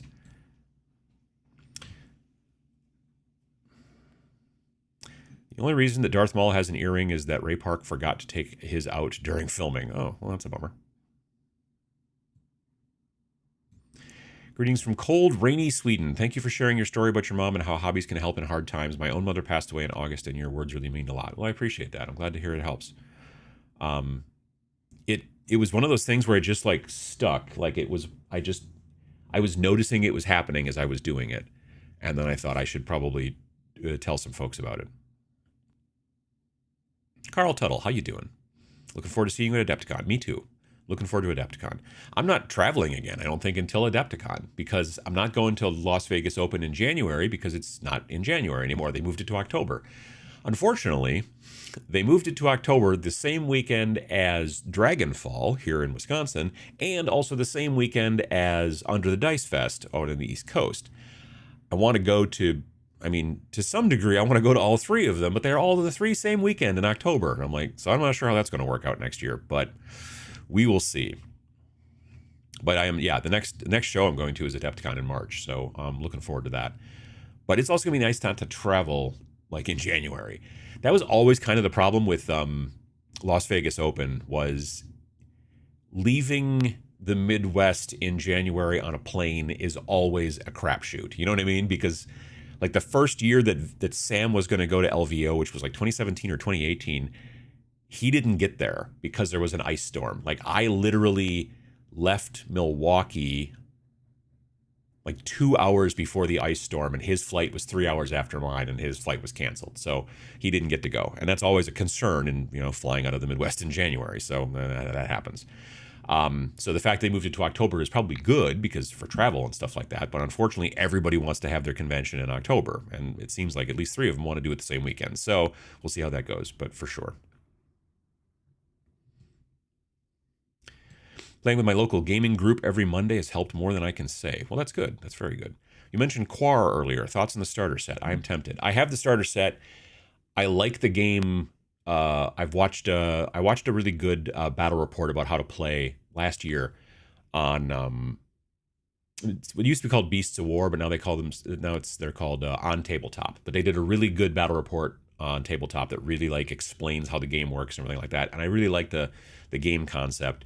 I love the little models. I have built 3 of them, and I need to build from one force, and I want to build 3 from the other force, and then do some paint tests and stuff like that to kind of figure out what my vibe is going to be. But now I have 2 of the little tiny tanks as well. They're plastic, and I know they also have some 3D printable stuff and things like that. So I'm interested in getting into that and finding out what's going on more, because I think the Quar game is very cool. But it's been kind of, this year has kind of pushed a lot of things back. So I'm looking forward to it. But the starter set's nice. Like the plastics are nice. It comes with the rules and everything you need. And it's like, I don't know, I think it's under $100, maybe under 80. I don't remember. Let's take a look, shall we? War Games Atlantic. Boop. And we go to the website page.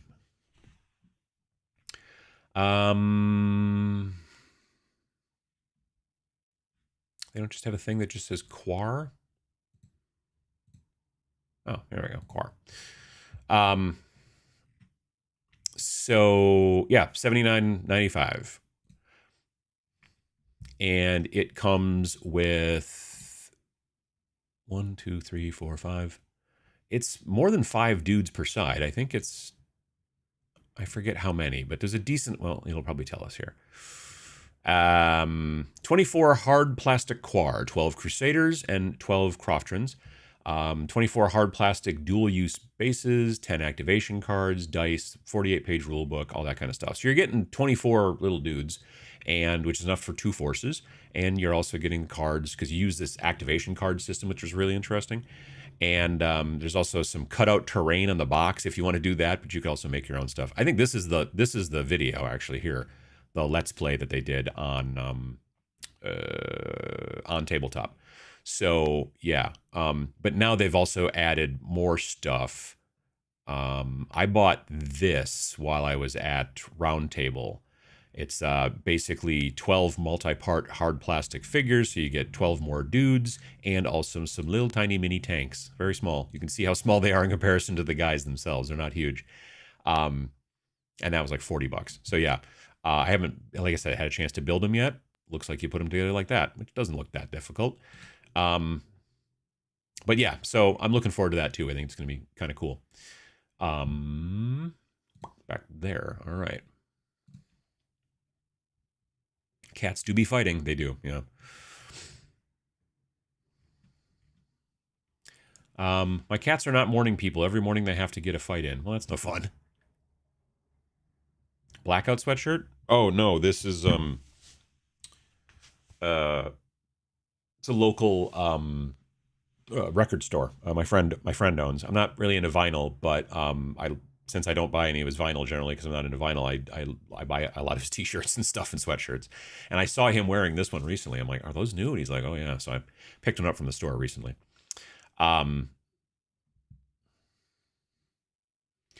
My two boys are super cuddly most of the time, but then sometimes when they play, the bigger of the two gets very unnecessarily rough and I have to intervene. Yeah.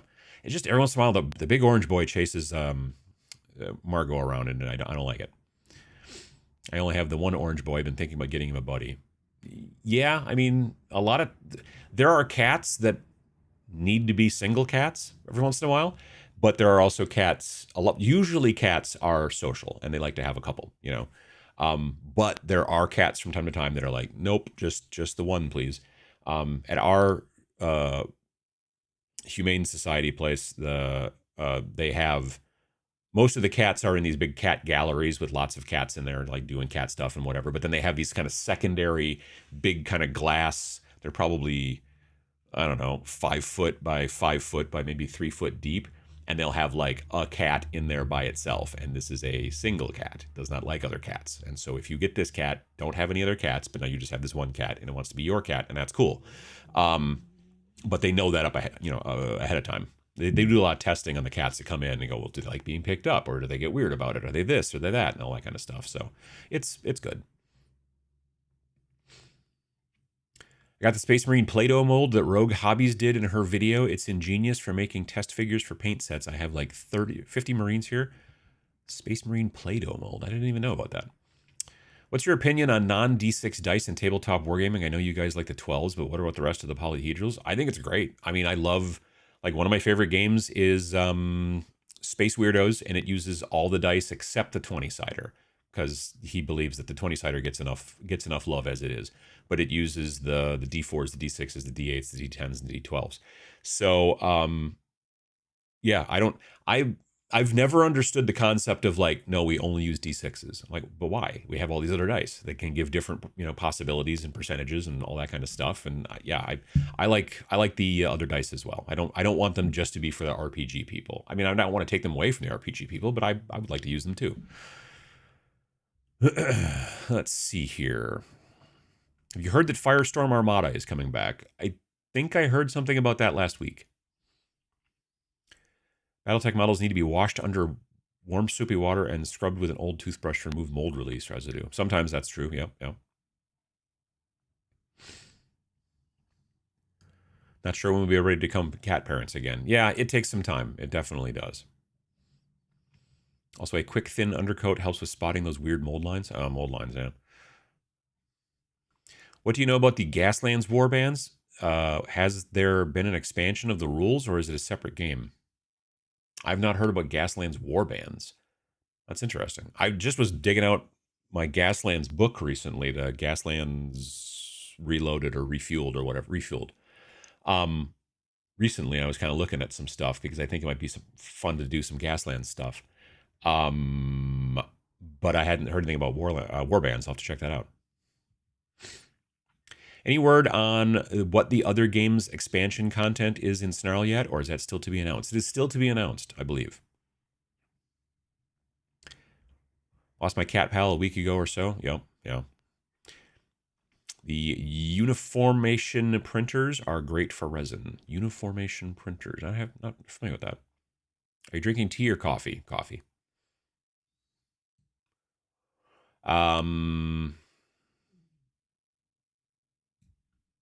I often find that only 50 to 60% of games work on any one ROM SD on most handhelds. Like, I swear there's 3,000 on that first one that I bought. There's just it basically can play, that little handheld can play everything up to PS1 games. And MAME stuff and like I said, Neo Geo and like all kinds of stuff. It's a really nice little machine. It was like, I don't know, $80 or $90 or something like that.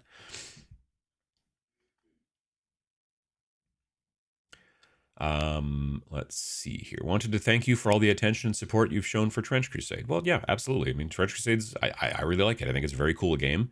I'm a big fan of the artwork. That's really what drew me in initially, which is, the case for a lot of folks. But the rule set's really awesome too. I really like it.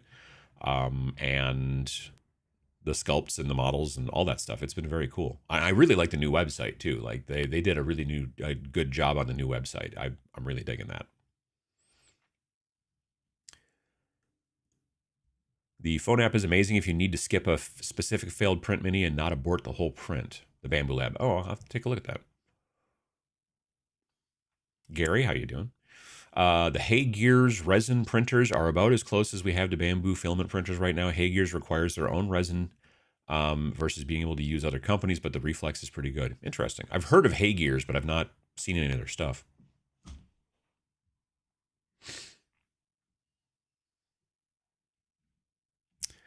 Baron's War and Pillage are both a lot of fun. Interesting. I do got to stop using Rust-Oleum for priming. I use Rust-Oleum for priming. Oh gosh, what do I use?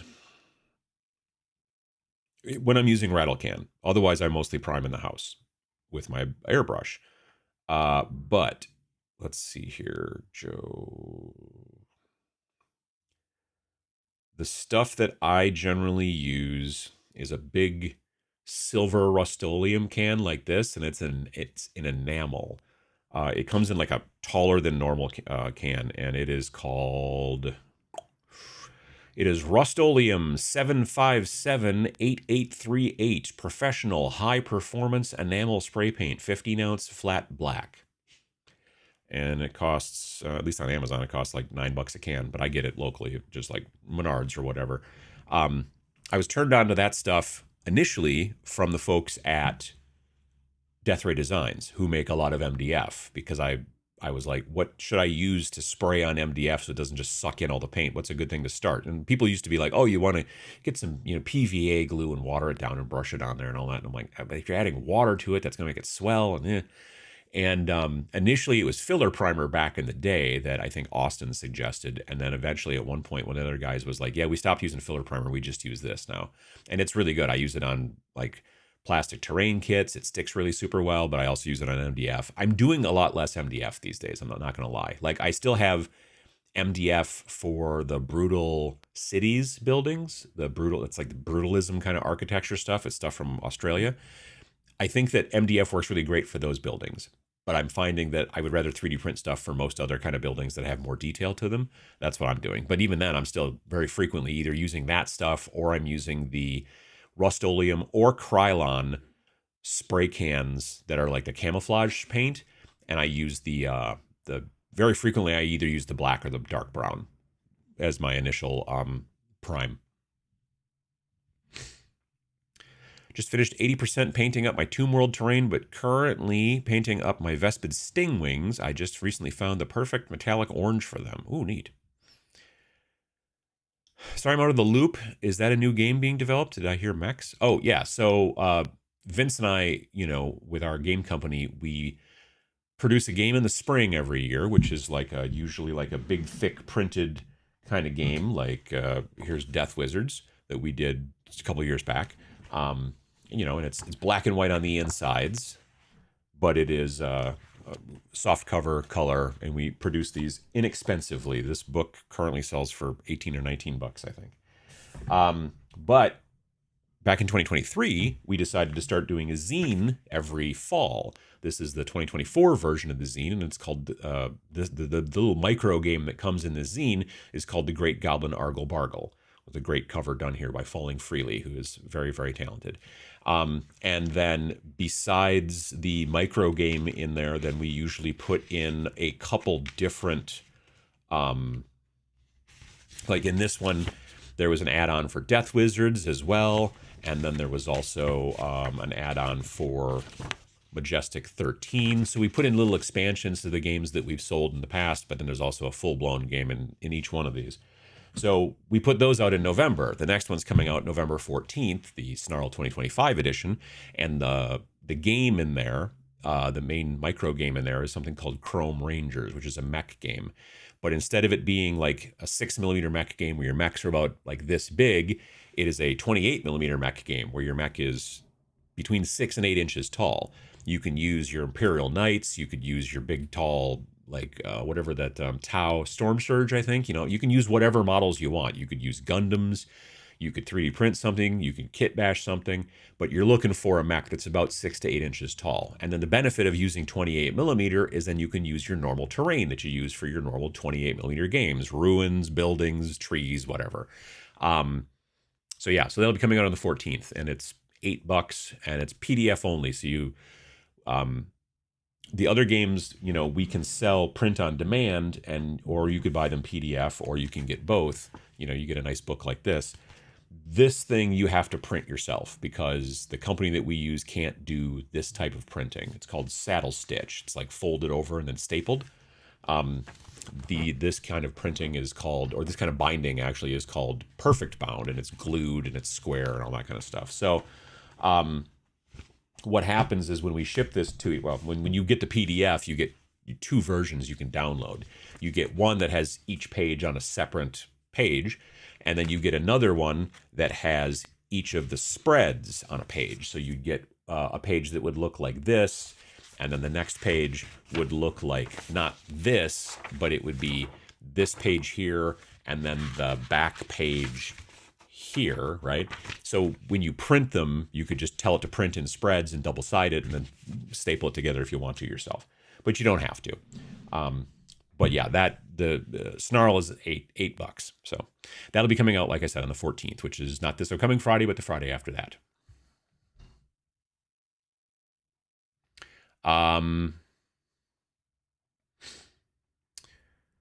Let's see. Apologize if this has been covered and I missed it. Do you have talked about 1490 Doom recently or ever? Actually, Vince and I have a podcast called Snarlcast, and we talk about indie games and indie game design. And we interviewed the makers of 1490 Doom. I've got some models that are in progress on painting. I'm going to be printing the terrain. 1490 Doom is very cool. It's played on a round 2 foot by 2 foot. Well, it's basically a 2 foot circle. And it's all about basically getting to the highest point on the map by the end of the game. And it's a very cool game. They're really, I think they did good work, really. Found out last night I missed the Sword and Brush show held in my city. Well, that's... in case you're interested again, dates for Valhalla Gaming Retreat have been announced April 26th to May 1st. Interesting.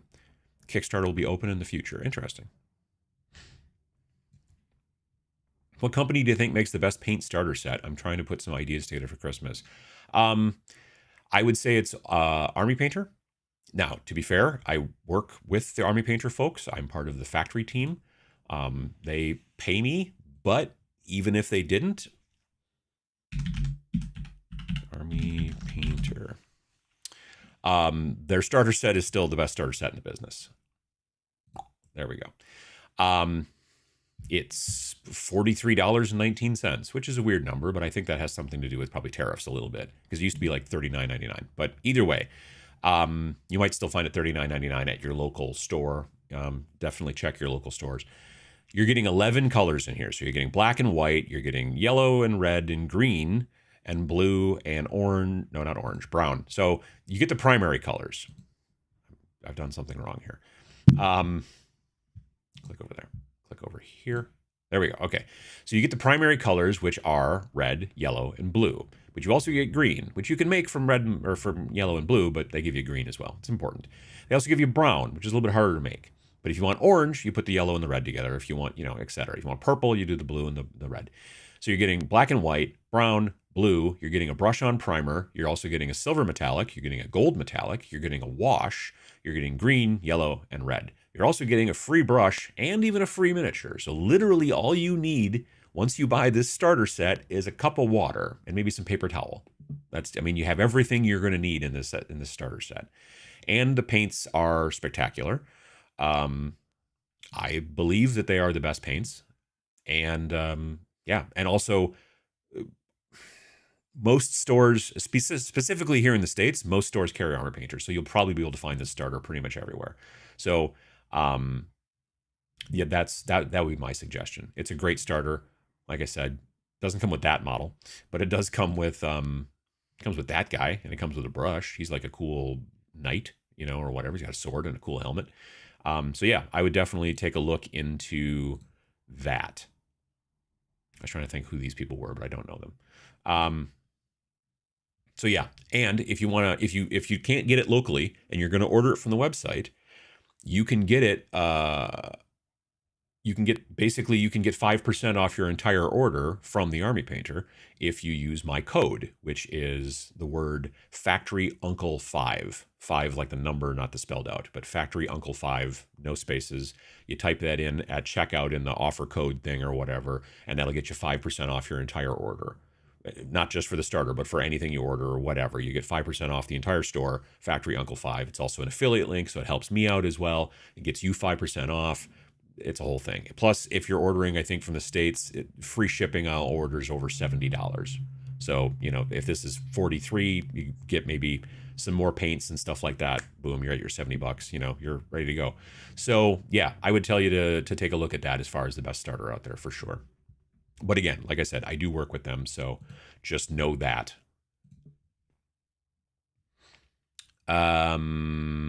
Let's see here. Christmas. Do you have any good products and tips to prime miniatures with airbrush? Oh, I prime most of my miniatures with airbrush. One big tip I've been doing lately is I get those wooden sticks that you use for mixing house paint and stuff like that at the hardware store.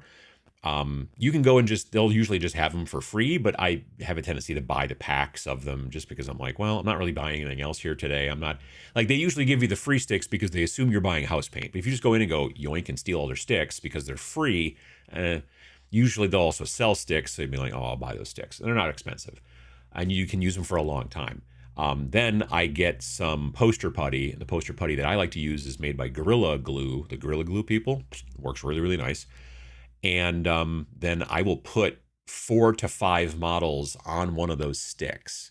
And then I prime with my airbrush while they're all on the sticks. And it's just easier and faster. And you can kind of turn them a little bit so that you can get them undersides and you can do all that stuff. Because the models are about the same width. The base of the models is about the same width as the sticks. So you're not like having like this big piece of wood that gets in the way. It works out really, really well. I should make a video about it. You can do it with rattle can as well, but still I do it with airbrush. And then I prime basically everything with Army Painter matte black airbrush primer.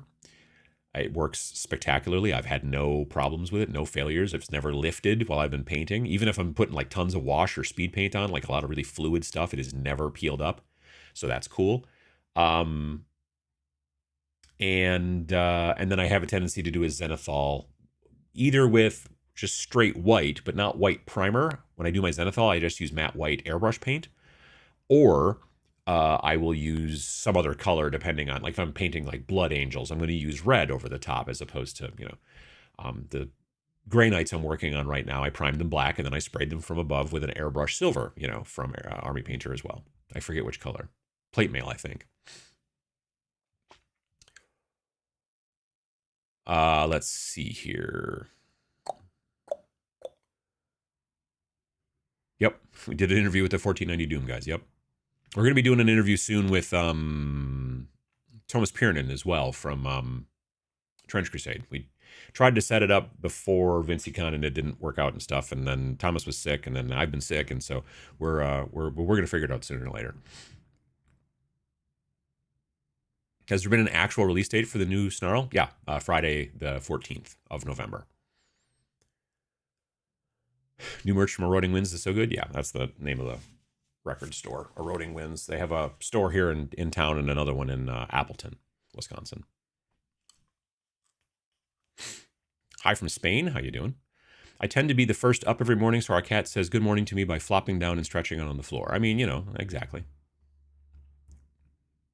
I'm allergic to cats, but I'm going to get one that wants to do the job of taking care of mice and rats in the farm. I'm allergic to cats, but we have 5 of them. So, you know, I just take a pill every day. They're rectangular. I've never seen a rectangular pill. It's weird. But anyway, yeah, it's like Kroger brand, like store Claritin or whatever. I just pop one of those every day. And eventually you also get used to, like if you're allergic to cats, but you have a cat, eventually you get allergic to their whatever, dander, aura. I don't know exactly what it is that makes it, but yeah. Happy daylight savings, indeed. Remember, as you enjoy your extra hour of sleep today, which I already did, the daylight savings actually does kill people every year and really should be done away with. It kills people. I've never heard that. Oh, that's not good. Also, hello to all my Dodger fans out there still riding that high. Oh, did the Dodgers win? I didn't realize. We should just split the difference in the watch time should be permanent debate and spread ahead 30 minutes in the spring and never do it again. I mean, I meant to tell you that your video on tricking your brain to complete hobby work was brilliant. A timer for my hobby, then interspersing it with other tasks worked brilliantly as I assembled 6 war dogs. Nice. I'm glad to hear it, Carl. Absolutely. For those of you that don't know, Carl here, by the way, is a guy I've known for a long time. He's a good guy. And also the Independent Characters podcast is that's Carl Tuttle right there.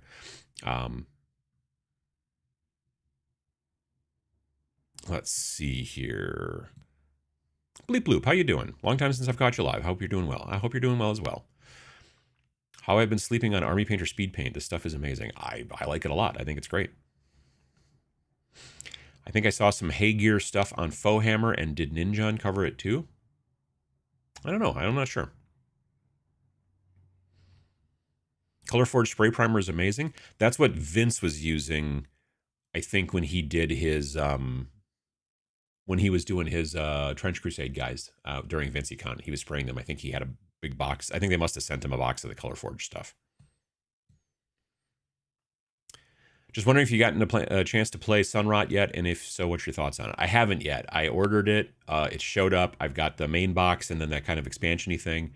As it turns out, I found out during VinceyCon that Sam also bought it, like maybe at Adepticon, I think, and he's been messing with it, and he thinks it's cool. And so we might also try playing some of that too. That's pretty cool. But yeah, I'm interested for sure. It'll be dark at 4:30 p.m. soon enough. No, you're not wrong. Helping a friend today at their pizza shop, watching while making dough and pizza. Well, that's very nice of you. Very cool. You mentioned 3D printing for Chrome Rangers. Do you have any suggestions for designs or creators to look for STLs? Honestly, any kind of cool, like mech-looking robot, or even just sort of cool robot, you just take it and then just blow it up in the software. You know, when you're getting ready to slice it, the slicer software, you just go, I would like it to be this tall, please. And then you just print it bigger and go to town. Now, obviously, there are some robots that are like designed to be really tiny, and if you blow it up to 7 inches tall, everything's going to look a little weird, maybe like I don't know. It's not like the rivets are going to be that big, but it could be a problem. But that's what I did. Is I took like a normal robot, and I'll post which. Basically, I just went into my manufactory until I found a cool looking robot that I thought might be nice, and then I just cranked up the size. As it turns out, I didn't crank it up big enough because I'm a little dumb.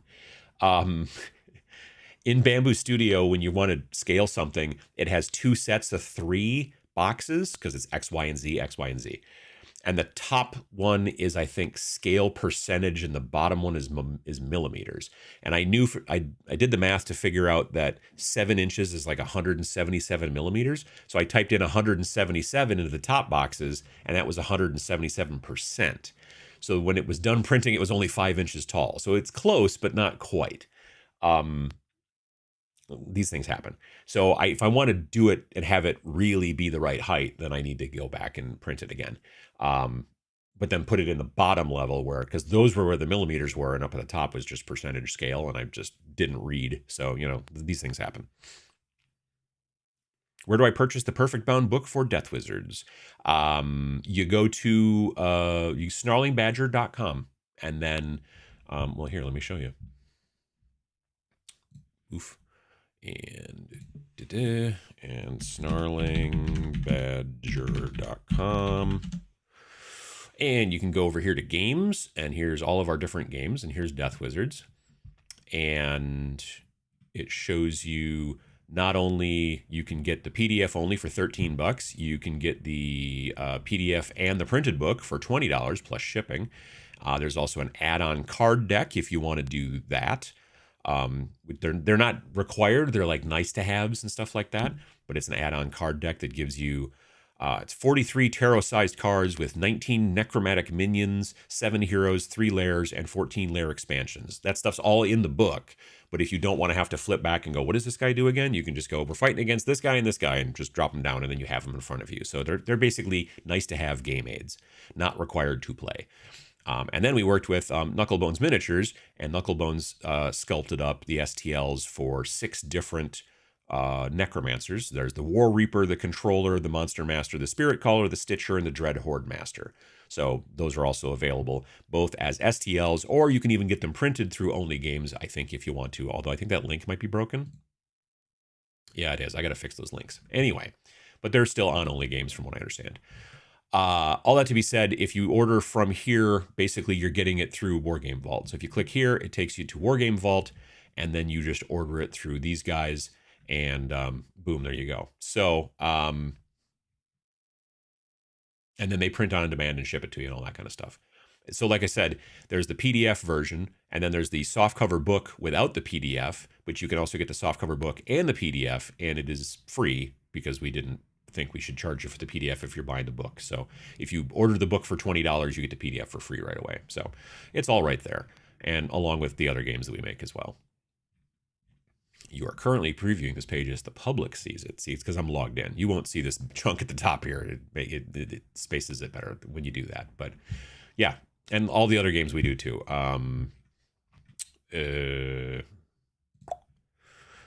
Space Station Zero, Death Wizards, Majestic 13, Rain in Iron, Rain in Hell, and then the Snarls and all that kind of stuff. So we've got all that stuff listed, and it's kind of cool. Okay.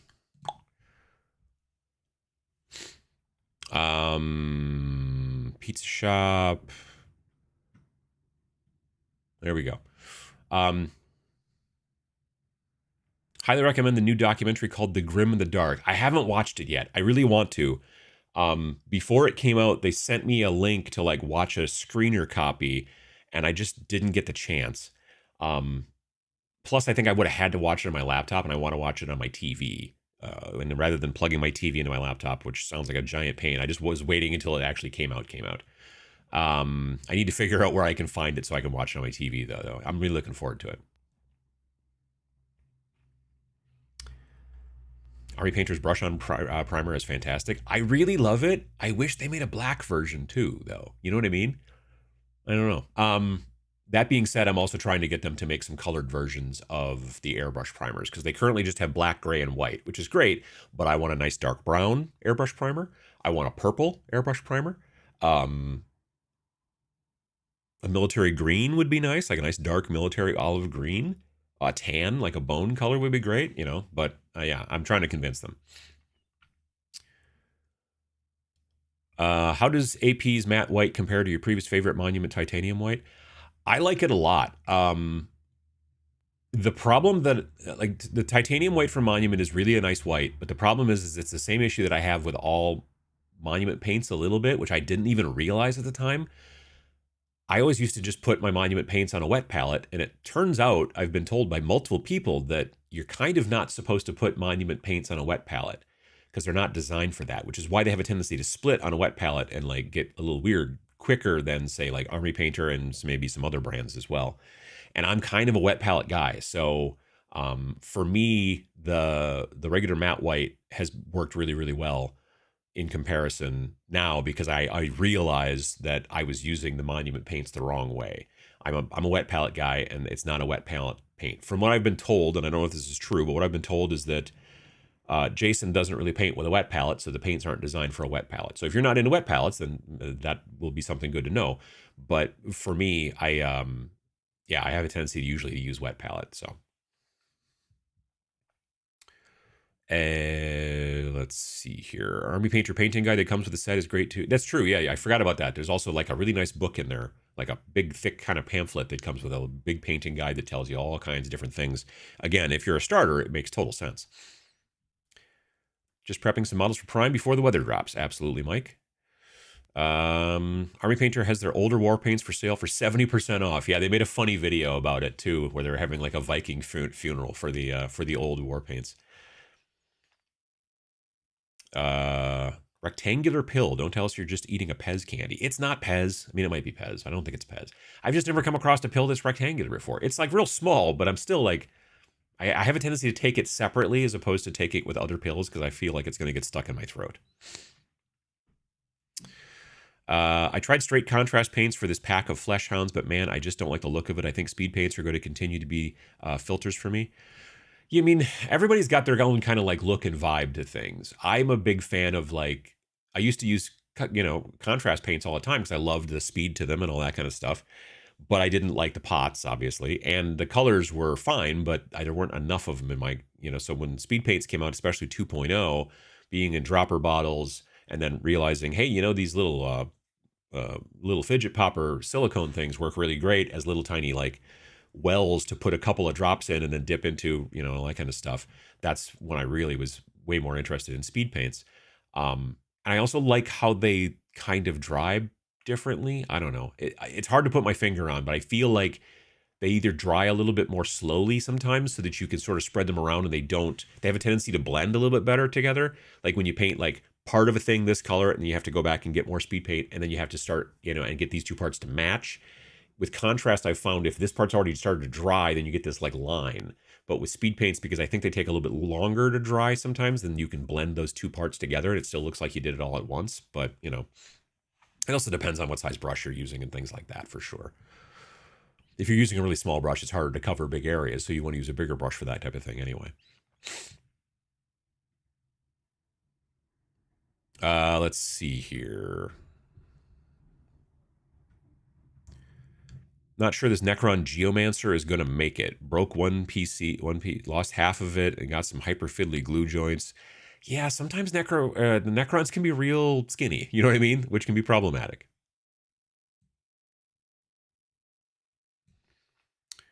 Let's see here. Looking forward to the new game. Hit the like and enjoy the rest of your day. Absolutely, Blake. I like their airbrush black, but the white and gray I did not like. The airbrush white, I think it was primer. There was a time a couple years ago where there was like a bad batch that kind of got out. I have used it since. Like I got a newer bottle last year and it's been fine. But there was a batch that had like a chunkiness thing going on. And I think they basically, if you were like, hey, I got a chunky bottle of white, they would send you a new one. But yeah, it was a problem that I guess that they hadn't foreseen or whatever. At least that's what I'd heard that had happened. I'd never come across a chunky bottle of white, but I'd heard about it.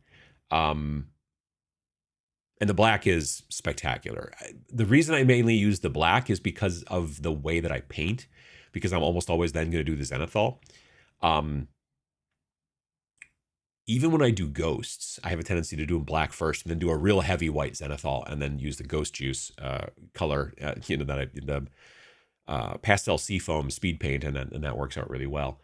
The few times that I've actually painted white primer have been, when did I do that? Oh, I did that in Miremorn Banshees, those like Night Haunt spooky ladies or whatever. I painted some of those, and I wasn't going to use ghost juice. This is before I knew about that stuff. I was using like a mother of pearl kind of color from Turbo Dork. So I like primed them white and then used that stuff and sprayed it all over them. And then that was, and then I did details after that.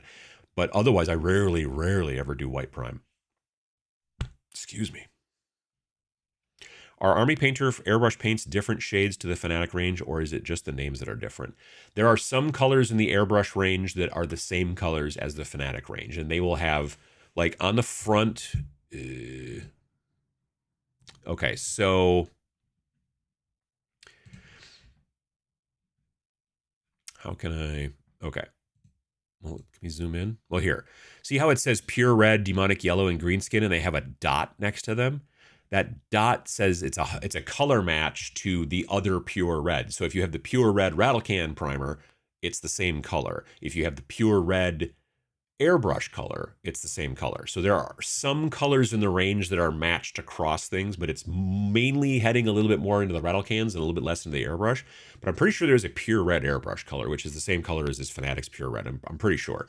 But that's what the little dot means on the side of the hex there, if you can kind of see it down here. There's a little dot and it says, 100% color match or whatever. Now, there's some colors that don't. Like, I don't know if, well, most of these probably do because they're all starter colors. But you'll see a lot of colors in, like, other brands, or not brands, but other, why is he using varnish like it's, don't do that, Thomas. There we go. Shop. Fanatic. So here's the matte white that's got the little dot. Let's get into some regular colors. Okay, so ruby skin, pearl skin. These, they don't have the little dot next to them. Fiendish yellow doesn't have the little, the little dot next to them. So you know they're not matched with like a rattle can or an airbrush or whatever, that kind of thing.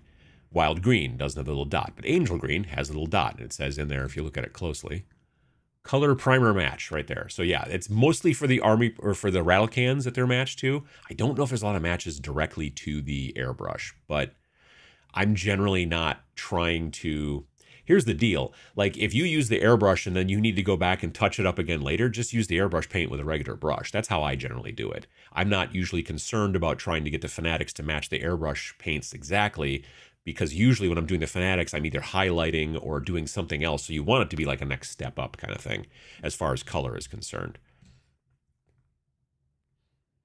So yeah, in the green, the deep greens, green skin and angel green both have the dot there, and that means the color match. But again, it's predominantly for the rattle can primer.